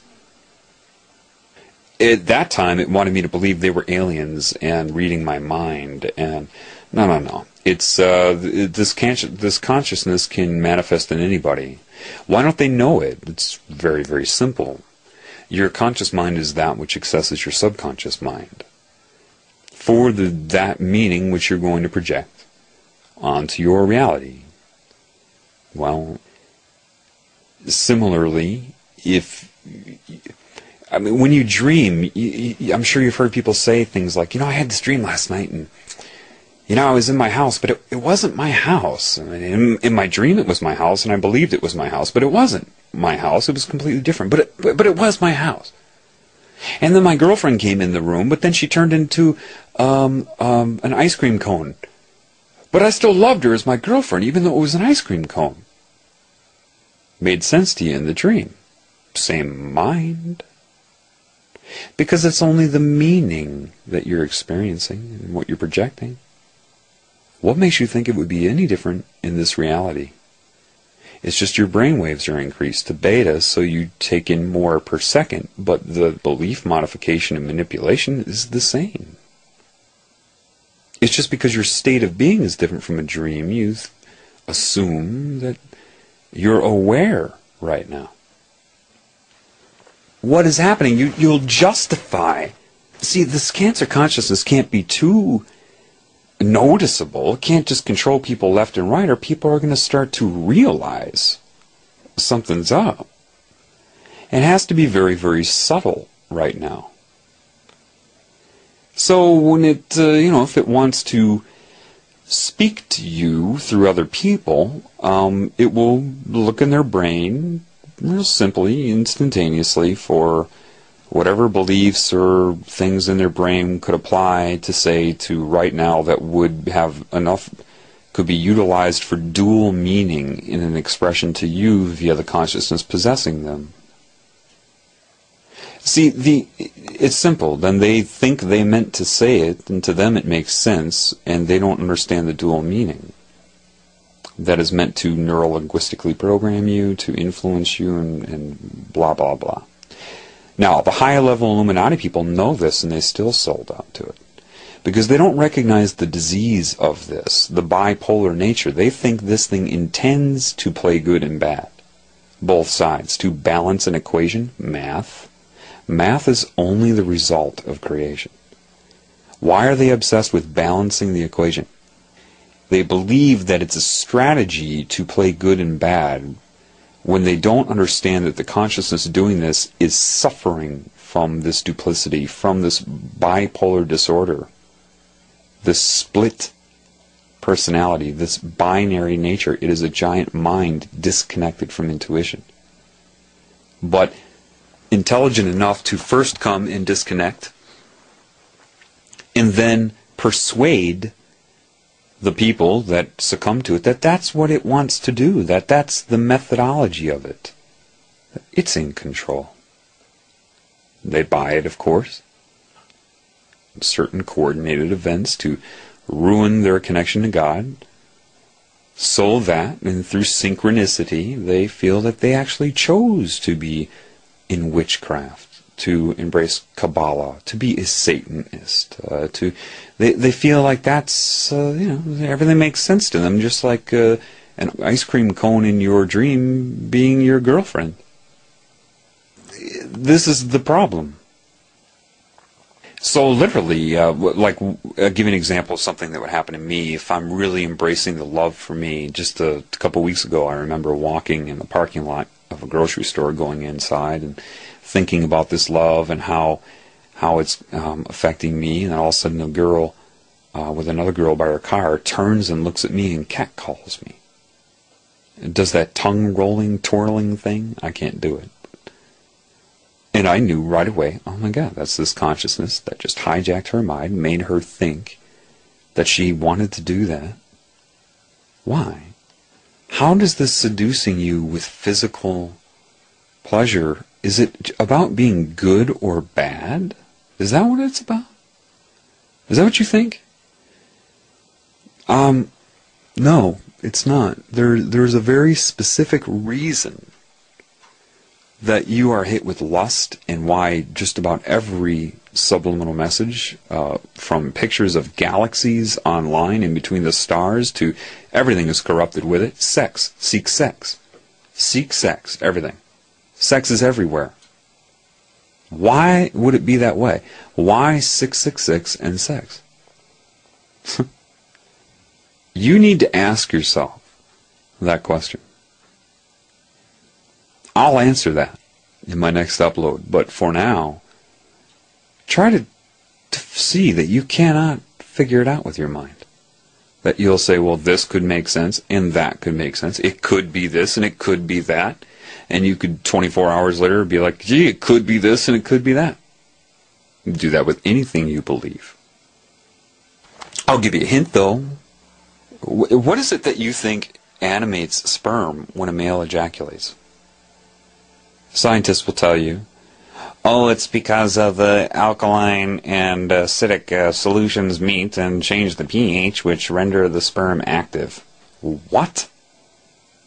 And because they have PhD after their name, you believe that. When it makes no sense whatsoever. Yeah, the acidity may change, the pH may change and make it more harmonious for them, sure. But that in and of itself is not consciousness or life essence. That's acid-base chemistry. When the male emits the sperm and ejaculates, the same reason the Creator had me look at my penis after I looked at the sun was outward male energy. That's the creative life essence that you emit. That animates the sperm and shoots into the female, and even that energy, depending on where her egg is at that time, can actually start to animate the egg and make it aware. Which is why you can have false pregnancies. The egg has been activated, and the energy of it starts to go through a procedure even though it was not fertilized. And then you have the symptoms of a false pregnancy. That's your answer. Okay. Well, now you understand that love controls all structure. So if you have sex as a result of love, you're bathed in that love, and it's reserved for you, that energy. If you don't, if it becomes symbolism, pornography, masturbation, detached one-night stand sex, you don't have love there as a shield. Guess where your energy goes every time you jerk off to porn and apply your energy to those symbols that you can't see? Guess where it goes during your one-night stands? Yeah, it's absorbed by the Cancer energy. Just like Cancer needs your life essence in your body to live, it can't live outside of you. So does this. That's its main source of energy. Detached sex. No love. That's why in the Holocaust, their biggest research, some of it was, of course, how to get people fearful. They were studying mind control, that if you disconnect them from love, they can be mind controlled. Why do you think they were obsessed with the bond between the mother and her child? That was love. They weren't trying to figure out the beauty of it, they were trying to destroy it. Certain chemicals, electromagnetism, everything. Implemented now. This is what that was all about. This is why everything has become so perverted and detached. They're eating the energy. Every time you have an orgasm, especially to something perverted, what is that? You need to ask yourself, why am I having an orgasm? Looking at a two-dimensional image, some perverted pornography, you're just rewiring your brain because you're not connected to love and spirituality. It just becomes a thought that triggers the orgasm, the symbol. They attach themselves energetically to that symbol, and when you have an orgasm and emit that energy, it goes to that. You talk about celibacy like, again, that's how they screw with you. You are either good or you are bad. It has nothing to do with good or bad. You just happen to be inside of a tumor. And unfortunately, that's what makes it grow. If you weren't, have sex with love all you want. But that's not your paradigm right now. And so, if you hear this and you continue to do that, well, if you don't connect to the Creator, you won't be able to stop sex. It's more addictive than crack. Sex detached from love is an addiction. Look how much energy you put into getting it. And then how long does that orgasm last? You go through a refractory period and you find yourself looking to do it again. It can be, why do you think porn gets worse and worse and worse? Just like people need more and more and more of a drug. It's, you don't understand. It's the life essence they absorb when you do that. It's the whole point. So, I mean, how many detached orgasms do you think occur every day on this planet? It is not about whether sex is good or bad. That's why they're really hitting up children. They're hitting up both ends, getting them to be detach, and hip-hop plays a big role in that. Gothic, emo type of stuff plays a huge role in that. All created for kids, thinking they're rebelling when it's all created by these crazy men in their, World Bank suits. That's why Disney starts you early thinking about sex. They need that. That's their energy. And they have to attach it to violence to make it perverted. That's why you have cheerleaders at a football game. That's why you have sex scenes in horror movies. They're trying to combine violence with sex because then to be violent is to not appreciate another creation, which is a guarantee that you're not connected to love. Therefore, the energy is usable by the cancer. It's not about whether you're good or bad. It's about you're being used to your own demise. And when it attains enough energy, it makes that scalar jump. And all the Illuminati, all the people that worshipped this energy, that were promised everything under the stars. Here, look, I want you to be alive. Here, look, see? I'll make you immortal. Here's the technology for it. Here, I want you. Trust me. Sure. It follows their thought stream. They're disconnected, so it's easy. That's what psychic is. Psychics are not connected to intuition.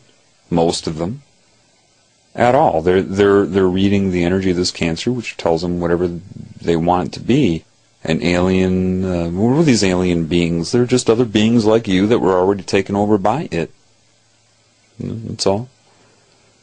If you're disconnected from love, that's why the psychic, can beat you. Just watch as your thoughts form as they occur. And it counters them. Whatever doubt you have about it, it counters it. If you're intuitive, it can't. It can't see it emerge. That's how I saw the entity possessing my ex-girlfriend for the first time. So the eyes of intuition caught it off guard. It was resisting me seeing it. Didn't know. Couldn't read it in my mind. In your scalar relationship with the Creator, you're afforded your individuality and individual expression, not cancer. Once it takes you over, you're a slave. You think you have power. Witches think they have power. These sorcerers think they're using the Kabbalah. See, you have sorcerers, witch people that get into this. They'll use different energy techniques. So I'm going to use the claw. The claw is where I send this imaginary claw out and put it around somebody's heart and mind and send my intent and control them with it. And then all that is a consciousness connected to you and to them. And if they have low enough self-esteem, they can be controlled, and it does it for you and tells your mind that you're actually using some sort of power. It wants you to believe that. It's doing it for you. I mean, you really have to think about it. It should be obvious, but it's not. See, you have people that are worshiping this energy, and they feel they are given powers without realizing the most very basic thing. What are those powers given to you for? Control over what? What are those powers given to you for? If there are Satanists, people into witchcraft, Illuminati members listening to this, what are your powers given to you for? What are they given to you for? To control what? Other people. I'm sorry, let's back up here for a second. This energy has come to hijack the entire human race. Why would it not give you power over other people to manipulate them? That's the whole point. See, people think they're getting powers. Powers to do what? To destroy your own kind. I don't know if there is a clearer, more precise definition of insanity than that. I mean, if you knew what was going on, adult men raping children hard, sorcerers using witchcraft over people and voodoo, where are all these energies being directed? At other people. Am I right or am I wrong? If you're a sorcerer, where's this confidence you have coming from? What are you confident in? Your ability to do what and to who? To control and hurt your own kind. And if you haven't figured that out yet, that means you're a Wiccan. Which means they have you calling it a craft. You don't know entities are doing it for you. And so they want you to be sympathetic towards it. So, I don't know, this isn't in numbers, it's words, but if I used the word equation or math, this would be what, first, second grade math? How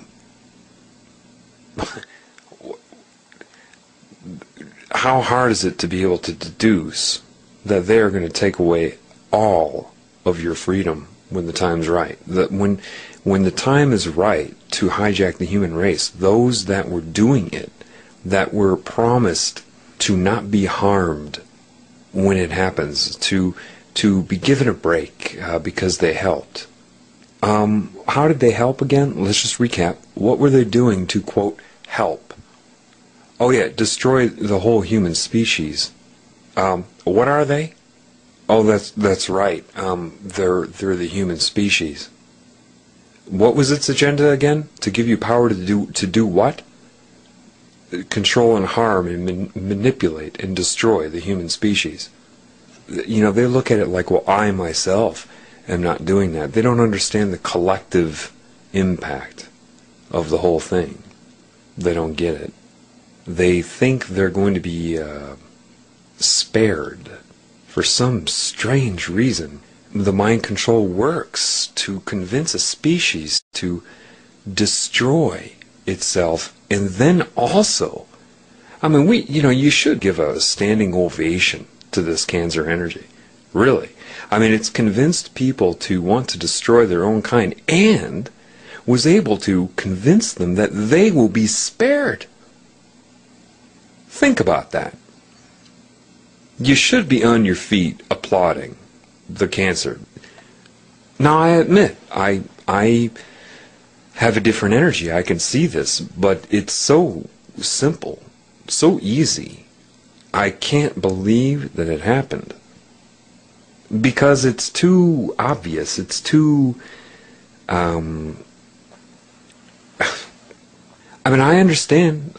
Before I woke up, I had only a foggy idea that something was wrong, but I lived in denial about it, pursuing a career, pleasure, day-to-day living, week-to-week living. But now, looking at it, I'm in awe of the utter insanity of the whole thing. The whole thing is just incredible.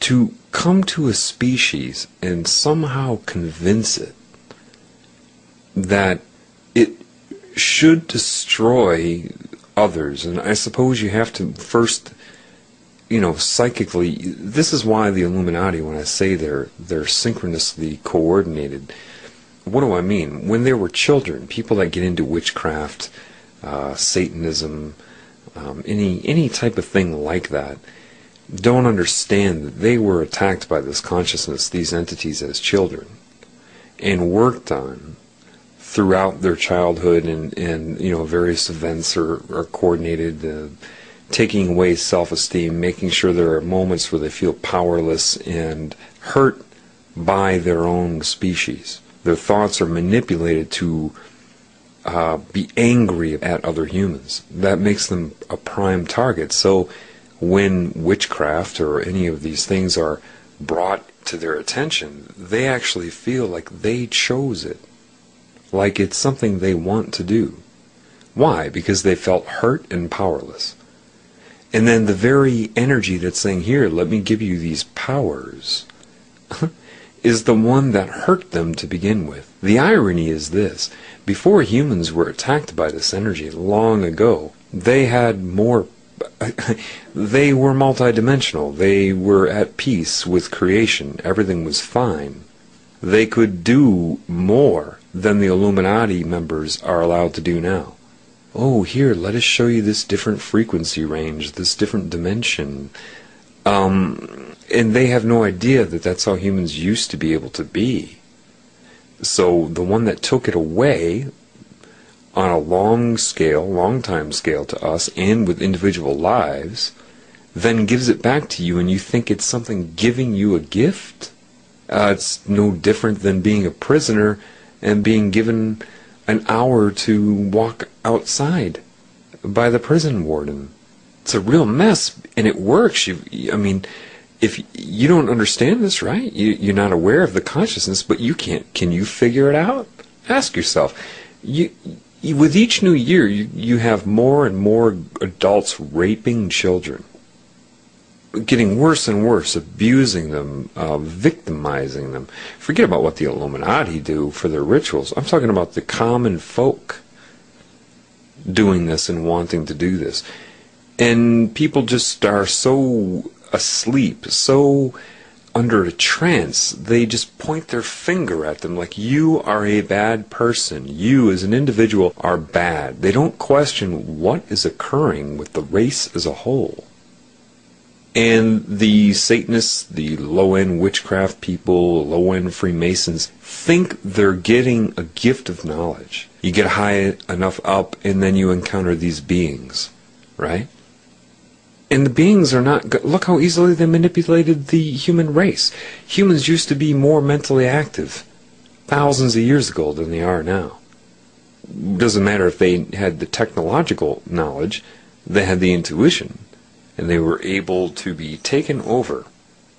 This is why the other part of the universe, energies, spirits, you want to call them, whatever, consciousness from areas outside the tumor, like the DNA recombination in your immune cells to figure out how to fight an infection. This is different. This isn't fighting it. It was figuring out what happened. Okay, this is a problem. It's spreading. It's disconnecting. It's dividing, conquering, and absorbing and growing. It has to be figured out. So new spirits have come into this tumor. The body is not the barrier. You have a few layers of that. So it had to be enabled. Spirits that were, how can I say this, around longer. It's not a matter of being better or worse, but what do you want, a lie? Spirits that have more universal knowledge, you could call it an elder, just more in touch, more of a quanta of energy available to their being, came in. I'm one of them, knowing that as soon as you're born, you're going to forget everything. This is why they can locate you immediately, because you do have more energy radiating from you. And the idea is to come inside with extra energy and energy now on the outside of this kind of They're communicating with you because they have to wake you up, because there's no way you're going to do it without that. So it's a coordinated effort to open up the communication so that you can activate people. Because the irony is this: when you're dealing with cancer, a virus, or look at a viral infection. A virus is not alive, it's non-metabolizing, it's like technology. It comes into your cells, and your polymerase enzymes have to read the DNA or RNA or whatever form it's in. If you don't do that, it can't hurt you. How do you think you get over a cold or the flu, both viral infections? Too small and within the cell, they're intracellular, during their infection, so you're not going to kill them. So how do you end up getting over something like a cold? The consciousness of your cells finally realize, don't read this DNA. Mind control is the same thing. Entity consciousness connected to everybody in the form of a mass possession is the same thing. If you don't read it, if you don't acknowledge it, it can't hurt you. And right now, that's easier said than done. So what has to happen is many people have to start waking up, and that energy will start to radiate and spread to everybody else, just the way information spreads within your body. So it's difficult for people on the front line of this, because you get hit hard in a way that they try to really manipulate your sense of reality to keep you from realizing your own divine existence, your own creative essence. I mean, who is the creator? You. Now, let me make you understand a little bit more this, the perversion thing, the sex thing. It's an addiction. It's a chemical addiction within you. And what you need to understand about an addiction is you cannot resist an addiction. Ever. Ever. You can only understand and connect to love, and then change your resonance, and then the addiction's gone. See, because your body is the result of the mind, and the mind should take direction from love. Because your body is the interference patterns of your consciousness. Ultimately, I mean, it's back and forth. It started as structure, mind inhabited it, and like a piece of clay with instructions in it, the mind molds that clay. This is why you could hit the body with a resonance or a wave representation of a certain chemical, and then components in the body will assemble together as that chemical. The energy will slow down and condense together as that structure. Structure is waveform, waveform is structure. You cannot resist it any more than you can resist a heroin addiction. Okay, so when you say, oh, well, okay, sex is the problem, I got to stop sex. No, it doesn't work that way. You can't. You won't. Watch. You won't be able to. You think you will, but you won't. It's not how you get over an addiction. See, with love, you cannot emit love. That's a mistake some people make. I had to correct a shaman on that. She said, John, you have to radiate your love at them to plug them in. I was like, okay. So she said, point your finger at them and send your love through your hand. All of a sudden I see this like smoky disturbance in the air of my energy being sucked out of my hand and gobbled up, and thank you very much. That was good. That's basically what happened. Then my arm hurt because that essence was taken out. And then I realized through this that you cannot emit love, you can only love. You have no control over love, therefore how can you direct it? How can you take it and whip it over there or whip it over there? Love cannot serve the mind. Connect to love, and then love what you want to get love, which doesn't require aiming your finger at it or focusing on it or trying to radiate love at it. No, that's structure. That's only structure that you're radiating, that energy. Just love it and the energy will bathe it. It's the only way you can do it. There is no effort, there's no procedure or protocol you can take to emit love. Love directs you, you don't direct love. Love can make you go up to somebody and scratch their back for them. But you can't go up with the intent to scratch their back to make them feel loved. To think the scratching of the back will create love in them. No. There's a very big difference between the two. When I had that upload on Christmas and I was talking about the keys to God, let me be specific about that now. I had my emotional response to that. You will too. You'll break down too. That was my response to love under a severe attack. One of the many. Every point in time has its own resonance. Therefore, any memory you have of the past has a resonance. That resonance was directly correlated to what genes in your DNA, what codons were turned on and off. An addiction to drugs, sex, and everything else is a manipulation of the DNA for chemicals and alter what you call homeostasis in the body. So what it showed me was that if you just shut your eyes and picture your point where you are now, say just looking forward, very basic, you don't have to do this, but the past would be, say, just if you tilt your head to the left and you go to the past, if you tilt it to the right. Again, structure, I'm just giving a metaphor, okay? Do it however you do it. And what occurred to me is what it showed me is, have you ever had that smell or a sound or a situation, a scene or something that triggered not a memory of your past, but actually took you back to it? Well, you start that way. You find something that brings you back, and you can't just remember it, you have to go into it. If the year was 1978, you have to, in your mind, pretend you're sitting there in 1978. Right now it is 1978. And you don't have the mirror for that. You look out of your eyes and see yourself as that child.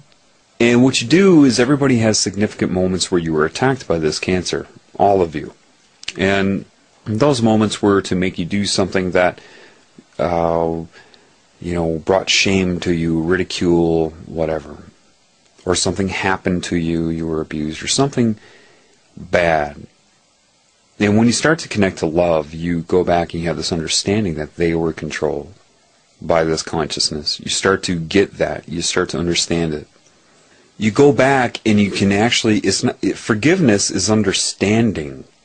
It's not an act, it's not an admittance, it's not anything other than knowing. You either forgive or you don't, just like you love or you don't.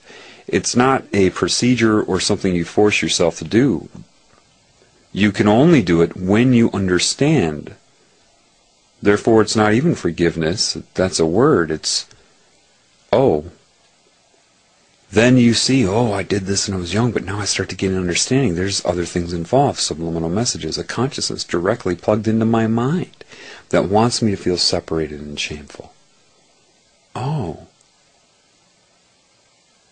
Doesn't matter what you've done or who you are. See, if part of my body gets sick and it's being played out as cells attacking each other in the worst brutal ways inside my body, cancer and allergies would go hand in hand based upon that. Autoimmune disorders. What are you going to do? Punish it? Or do you just want it to heal so you can go on with your life? Which is it? Well, I'd like to heal, but you know what? I think I'm going to turn you into a cancer cell and punish you. Because you became disconnected and started attacking other parts of me. You, Mr. Group of Cells, and you, Mrs. Group of Cells, or whoever you are. And I'm going to punish you now. No, you're not going to do that. So what makes you think that the Creator is going to do that to you? If you knew how appalling the attack on your own body and an autoimmune disorder was inside your own body, or a cancer, how the consciousness is being played out, the torture, older cells destroying newer cells.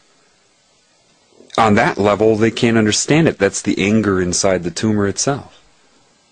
It's only when you connect to all perceptions at once, being part of them, being part of you, being part of something larger, and everything at once, when you spontaneously heal. What makes you think it's any different here, in an infinite scale? You need to be able to forgive, obviously, the people doing the most horrendous thing. Now, forgiveness doesn't mean you allow them to continue, because love will always do and guide you to do what it believes is right. You can't not lie. Lying is no different than telling the truth. If you intend on doing that, if you intend to do it, when you're connected to love, you just will tell the truth. It's more about not what you do, but the intent of what you do, which you cannot constrain to rules and guidelines. What is right in one situation with one person may not be right for that person if they're in a different emotional state and you are in a week from the first time. You cannot remember what is right and wrong. Life offers an infinite possibility of interaction. You cannot retain it. This is where laws come from. Rules, political correctness. The whole thing is an arrest on life itself. You don't need laws. If you're connected to love, you live it. You don't need to adhere to something. The very fact that there are laws here shows that there is a major problem. Forgiveness is understanding. And first you need to forgive yourself. Because you were manipulated. It doesn't matter if you can perceive it yet. I can. You have no idea what's going on. You were manipulated to do everything you've ever done to other people. The whole point is to make you attack other people and to be separate from them, and there are varying degrees. You cannot accept the judgment of man, because the man is connected to this Cancer energy. You have some person commit a crime that lives down the road from you, and you're so quick to point your finger at them. What if it was your own son or daughter that committed that crime? Would you be pointing your finger at them? Well, no. Why do they deserve your love? And the one down the street does not. You're insane. It's your love for your child that makes you sympathize. Even though you don't understand what did it to them, you still have more of that love, the broader perspective. Yet you reserve that for your nuclear family or close friends? That doesn't mean covering up for them. If you're, say, a drug addict or a sex addict, that means your body is wired right now to be that way. When you were a child, you did not need to perceive bad in order to perceive good. This whole black-white, yin-yang, good-bad balance of the equation is insanity. It's a computer trying to assess itself. That's what it sees. All the results of creation, not from the creation point of view. When you were young, you had to be taught to view things as good and bad, right and wrong. Then once you got hit with TV, Barney, Elmo, Sesame Street, Disney, bye-bye. And that's when you start being selfish. The more TV you watch, the more toys you get, the more all the stimulation from this cancer. And pretty soon the child starts saying things like, mine, before they were quick to come up and just offer it to you and to share. You didn't need to perceive bad in order to perceive good. That's why you have drug use, gambling, sex addiction, anything like that. The escape from reality. You have to perceive bad, and it's a polar, it's a backlash. It's the pursuit of pleasure and avoidance of pain is what motivates everybody. Like robots. But as a child, you can't remember anymore. The reason you weren't compelled to drink, before you hit puberty, you weren't, most of you, unless you were abused, which isn't your fault, but if you weren't out trying to get laid all the time. Question. When were you happier? Then or now? Do you remember when you were young and before you were tarnished with, and I'm speaking to older people now, because kids are less, they're hit with sexuality so early now in so many ways that the innocence goes early. What used to be a crush in 6th grade to somebody in their 30s, children today would have to think in terms of 1st grade. More access to porn, more sexual, stimulation subconsciously and everything. But do you remember when you were young and you had that crush? That you loved somebody. You just loved their creation so much. They just did it for you. There was something about that girl, or if you're a girl, that boy, that made your heart go pitter-patter. And did you ever have dreams about them? I remember that. I remember being in love with this girl in elementary school. And my dreams were not fucking her. I had dreams of holding her hand. And that was more beautiful and pleasuring, had much more pleasure associated with it than getting laid. I hadn't had sex yet. I didn't know what it was like, but it was like something was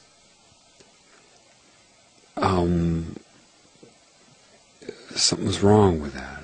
I had such a crush on her. I remember on Valentine's Day I would show up at her, this little kid like 5th grade, and my dad would drive me to her house, and I'd go up to her door all nervous, and I'd have this giant heart full of chocolates and perfume or whatever I thought I was supposed to give her, and she'd answer the door, and I'd be just overwhelmed,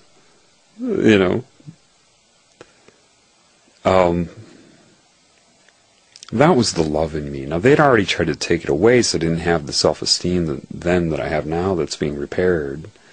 I mean, I've had self-esteem my life, but a lot of it was based on my mind. I thought I was smart. Yeah. Anyway, that's better than any lay I've ever had. I remember when I first had my first experience of detached sex. This girl named Carla, and I knew her well, but I knew I didn't love her. And we just had sex, and I remember driving home. I was 18. And I remember thinking to myself on the highway, I just did apparently the most intimate thing you can do, and I feel more lonely than ever. Now that should have been a warning sign to me. But I had this other consciousness that I was not aware of at that time. I had to go through these things. This way I can relate. And I remember that. There was something wrong with it. Nothing wrong with her. Something wrong with that. Like I said before, if you find that moment, find that memory, and you go back in your mind and be there in your mind and bathe yourself in that energy. Imagine taking that energy and having it change your DNA right now. Because that energy, that memory, that moment is a vibration. And correlated to that vibration was a certain genetic code. What do I mean, genetic code? You say, well, that's the DNA. No. The code is what parts of the DNA are active at any given time. That's the code. And before, when you were younger, it was your love and consciousness that dictated your genetics. So you activate it by that. You need to go back, and then what happens is you find the points of yourself when you were innocent or more innocent. And you take that, and it will start to change your resonance now. Once you start to change your resonance now, you get a new insight. The insight of your innocence as a child. See, the children have the love in them, but they don't have the experience or the body mass to defend themselves. And so it can be taken away. If you get the innocence back that you had as a child, which you can, with the size and maturity you have now, it's a whole different story. And this is what it means in certain symbolism to say you can only enter heaven as a child. Well, heaven is just where you started from. You just forgot. That's how good it is. That's how good you had it. Then when you gain this new insight, there are all those moments throughout your life that you were embarrassed, ashamed, you felt tainted forever. That I'll never be the same again. And you go back and you understand. And then you can heal yourself back then. Why? Because that moment created an imprint in your DNA, in your field of consciousness. And by going back to that moment and understanding it, and healing yourself then, you erase the current imprint from it now. That opens up even more. Then you go back and get more of that innocence from childhood. Look at old pictures of yourself as a child and look into your eyes. See the wisdom that you couldn't see before. Find those pictures that you were embarrassed of until you can look at them with love. And you start to understand, oh my gosh, now I know what was making me feel embarrassed. And it's not a matter of pushing it away, it's a matter of letting it go, erasing it. Men that were forced to feel feminine don't understand. See, there are things I haven't told you yet. They take, every time, see what you don't understand is this. Every time you have those moments, those salient negative events in your life, you kick that part of you out of your body. There is a part of your soul that is of all time. That slice, you move out of your body, and that's a quantum of energy that could be available to you. That is no longer available to you because it can't get back in. There are fragments of you all around. Some being tortured by this energy, connected to you in your body now, so that you act out in response to that torture. And then they force that part of you to watch you act out on this plane against what that part of you knows you shouldn't be doing. Ask any shaman this, they'll tell you that. They know. Your soul is holographic. Just like a hologram, you can cut it into pieces and you see the whole image on every piece. Same thing, you take a part of your soul energy out, it will manifest as the whole of you. I have had parts of my soul tortured since I was 5 years old, a shaman told me. Because they knew what I was doing here. They knew they had to keep me from connecting to love. That was their strategy. They have been torturing me in the worst ways on a different plane. And I forgive them. That was then. I'm not looking at them as a warrior, or else I contribute to the destruction. I'm looking at them as if I were a cosmic, universal physician that has come in here to fix the problem. You can be a psychiatrist and have a patient. That patient may reach up and smack you. Are you to take offense or to understand the disorder? I am to understand the disorder. See, that's the trick. Every time you are ashamed of parts of you at any point in time, that resonance that was in connection to God, hate parts of yourself for things you've done and don't know you were manipulated to do it, you kick it out of your body. Have you ever seen, like, when you're downloading a torrent online, it starts to collect pieces and you see all those gaps in it? That's what you are right now. You have all kinds of gaps of yourself stuck on the outside of your body. A barrier. Here's the beauty, though. See, once they're kicked out of your body, those parts of you see what's going on in this world. Yep. So, from the Creator and the creative consciousness into my soul and my mind said, here's how it will work out. Forgiveness is understanding. I'm making you understand. You will make everybody else understand. Then, They will erase the barrier, forgive themselves by healing themselves, opening up that resonance, getting rid of, when you go back and heal yourself in the past of anything, whether it was last week or 20 years ago, everything you hate yourself for. I don't like my teeth, I don't like this, I don't like that, whatever. You have an imprint on you that keeps that energy outside of your body. Now, when you understand, and you can only forgive when you understand, otherwise you won't, and it won't work. You can't pretend to forgive any more than you can pretend to love. Once you understand those moments and you go through them, it's kind of like in your mind, get back in here. I love you.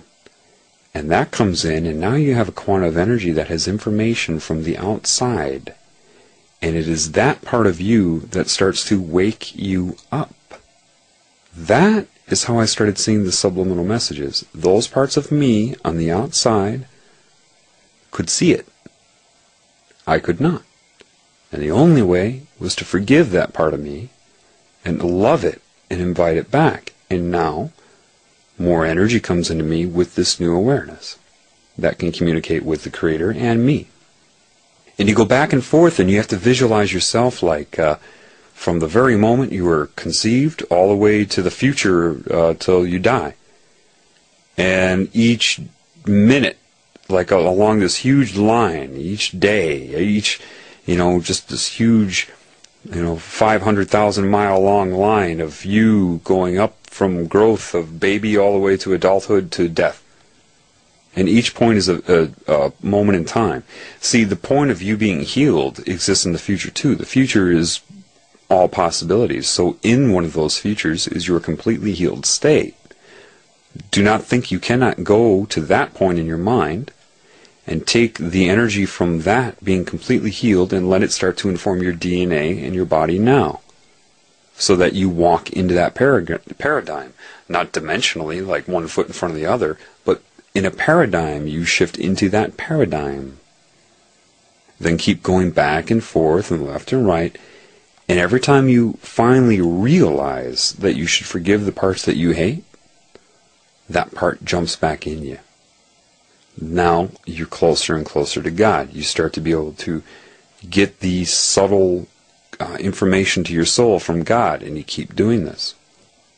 Now that those are opened, it starts to take command over structure. You start to realize things like, maybe I shouldn't eat animals. Maybe, oh my gosh, this is wrong. Hey, I understand this now. I have to interrupt this real quick, just to something that came to mind that I want to get out before I forget it. And that was a lot of my questions about religion and working through that, because I had been warped into thinking religion meant God and vice versa. I said, what is this deal with Jesus Christ? What is this all about? What is the deal? Because they already tried to terminate my life and infusing me with all this guilt and saying, do you accept Jesus Christ as your Lord and Savior? And they're about to kill me before I went to the hospital that time. I think I mentioned that in another upload. If not, I'll explain that a different time. But I had to ask the Creator, what is the deal with this name? Ultimately, it said, quite firmly, don't worry about it. And then it used several, commanded my mind to extract metaphors. One was, say you had a tumor in your body, and it's all ready to repair itself, and it does, and all of a sudden it realizes you have that spontaneous healing, and it disconnects from the tumor cells, and your other cells start to clean it up, and then you say last minute, I would say, okay, I'm glad you healed yourself and everything, but I'm going to have you accept me as your Lord and Savior, and if you don't, I'm going to turn you back into cancer or kick you out of my body. Because I'm that insecure, because that's what love is. I need you to worship me.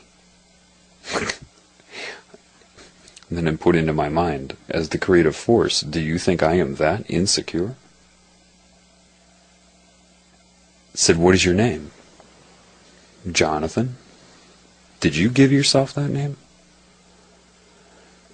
I realized in my mind as it guided it that I was a baby, and my parents kept making the sound, John, Jonathan. Finally I looked up and noticed they were looking at me all the time when they said that, and eventually my mind identified with the name Jonathan. And then, as life ensued, here, throw this ball into the hoop. You made it. Yay, you're good at basketball. Oh, the mind, plastic and self-aware, starts to pursue that input and practice basketball. Oh, you're good at this. You're not good at that. You are this. You are not that. You can do this. You can't do that. So that is the formation of your ego. It's an illusion. So if you're thinking about Jesus Christ, did he name himself that? So if you worship that name, are you not in one way worshiping the will of man imposed upon that being? And that wasn't even the name, so what deity is that symbol, that name associated with? Where's that energy going? And then it made me realize the cross is an occult symbol. Jesus didn't make that cross. They made it. The Satanists made him carry it and killed him on it. And they're using the cross as the sign of God, which is structure, which is insanity. And if you focus your energy on that, you're directing your energy to it. And they absorb that energy. It said, if you did everything and repaired yourself to have the innocence of the child who does not sin, and did everything in accordance with creation, and then all of a sudden you were judged saying you have to accept a name and you couldn't survive without doing that, would you even want to exist in that type of universe? No, I wouldn't. I said, well, did he or did he not exist? It won't tell me. I say, why? It says, how are you going to learn if I tell you? Basically. Do you need to read a Bible to communicate with me right now? No, I don't. Exactly.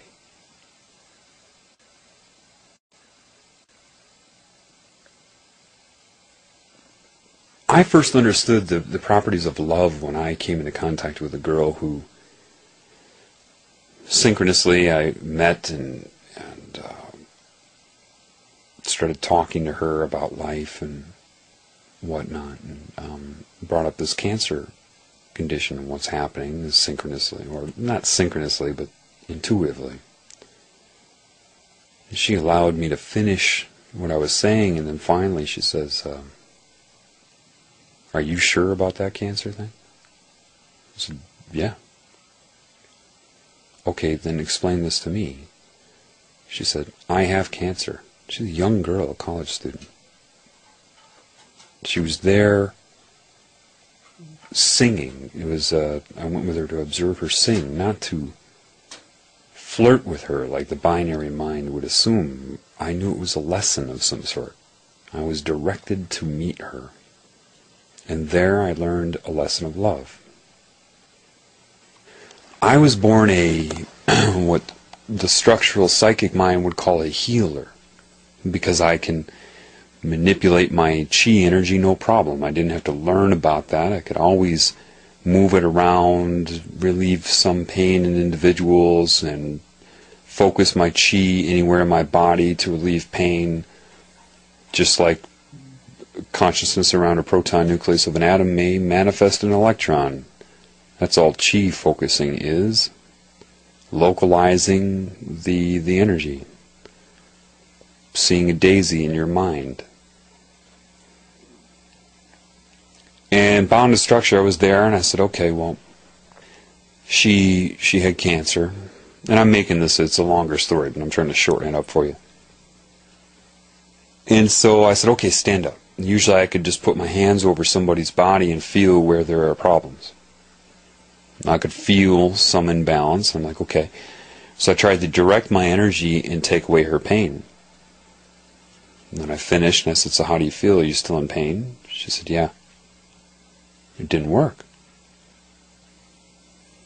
She became anxious then. No, I knew one of the main reasons that I had to go with her to watch her sing is because she was shy. She didn't want me to hear her sing. That type of shame. I knew there was a reason there. It's cancer. Doctor says that I shouldn't even be alive right now. It's only a matter of time. And she started getting anxious, and all of a sudden her breathing turned into this. I said, "Do you have tumors in your lungs?" She said, "Yeah, they moved to my lungs." And then I realized, okay, the energy manipulation didn't work. Looking for a cure for cancer won't work, and then the Creator did what it does. Look at her. What is she? She's a girl. What is she? She's your creation. What are you? I'm your creation.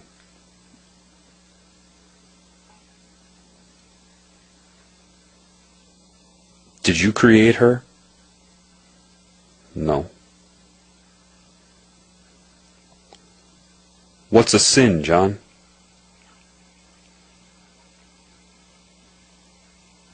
Why don't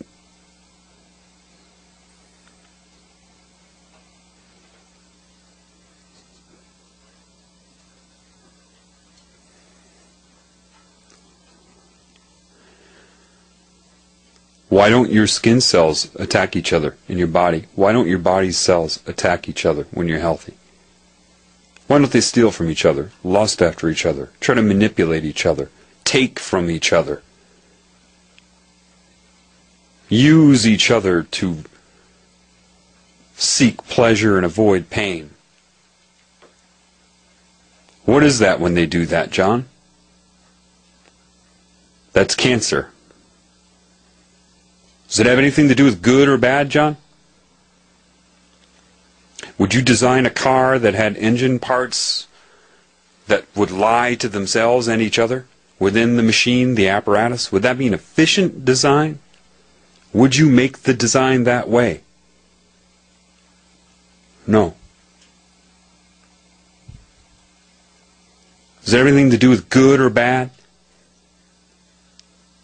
No. It just works or it doesn't, right? Who loves you? What are you, John? Did you create yourself? That which is inside of you, did you create that? No. Did you create her? No. Were you just looking at her tits? Yep. What is she, John? How would you have viewed this when you were 2 years old, John? What's inside of her? You? How do you feel about what's inside of her? Who's been pulling you out of your rut and showing you and giving you the honor of loving everybody else? You?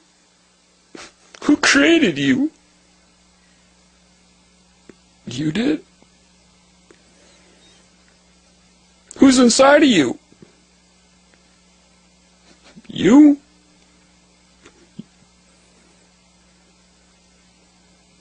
What are you doing if you hurt another person, John?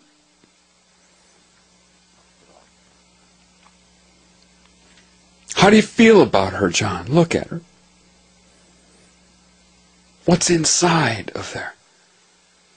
What have I done for you? Have you been attacked? Hounded? Tortured? Yep. Did I or did I not pull you out of that like nothing. Is she capable of healing herself, John? You tell me. Who's in her, John? You?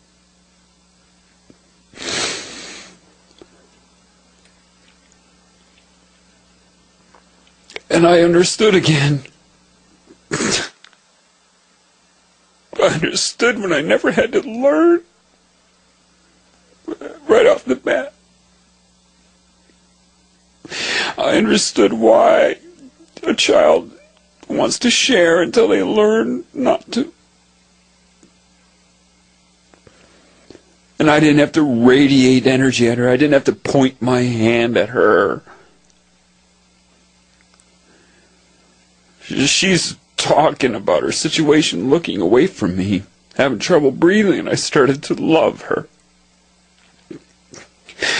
As a creation, I loved her. It was just, I knew she could do it, that she could completely change her own body, and she's disconnected. And something happened, and this energy emerged. Her breathing went from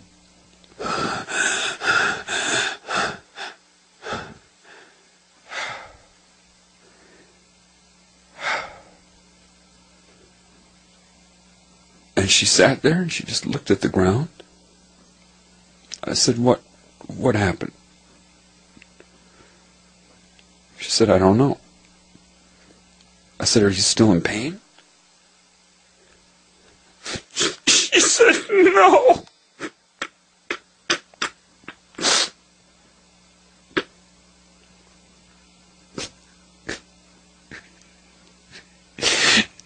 She turned around and she started singing for me with clear lungs.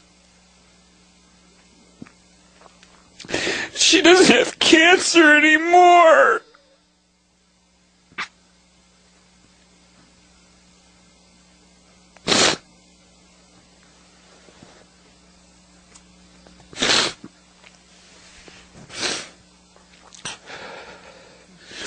You are in a world where a doctor tells you need medication, surgery, chemotherapy, radiation treatment. You are inside of a tumor. The only reason this tumor is still in existence is because the Creator is going to heal it all.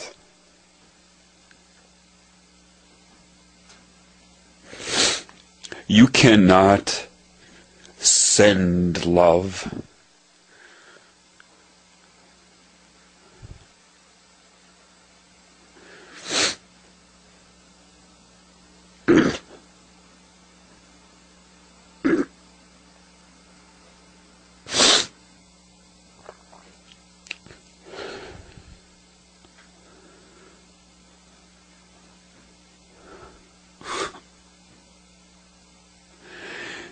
The insanity of this planet right now is disconnection from what I'm telling you. You need no Bible. You need no protocol.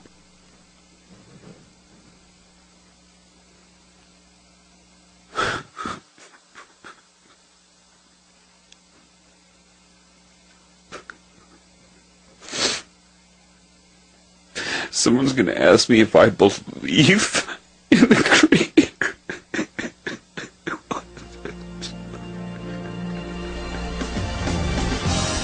I'm crossing that bridge with lessons of love.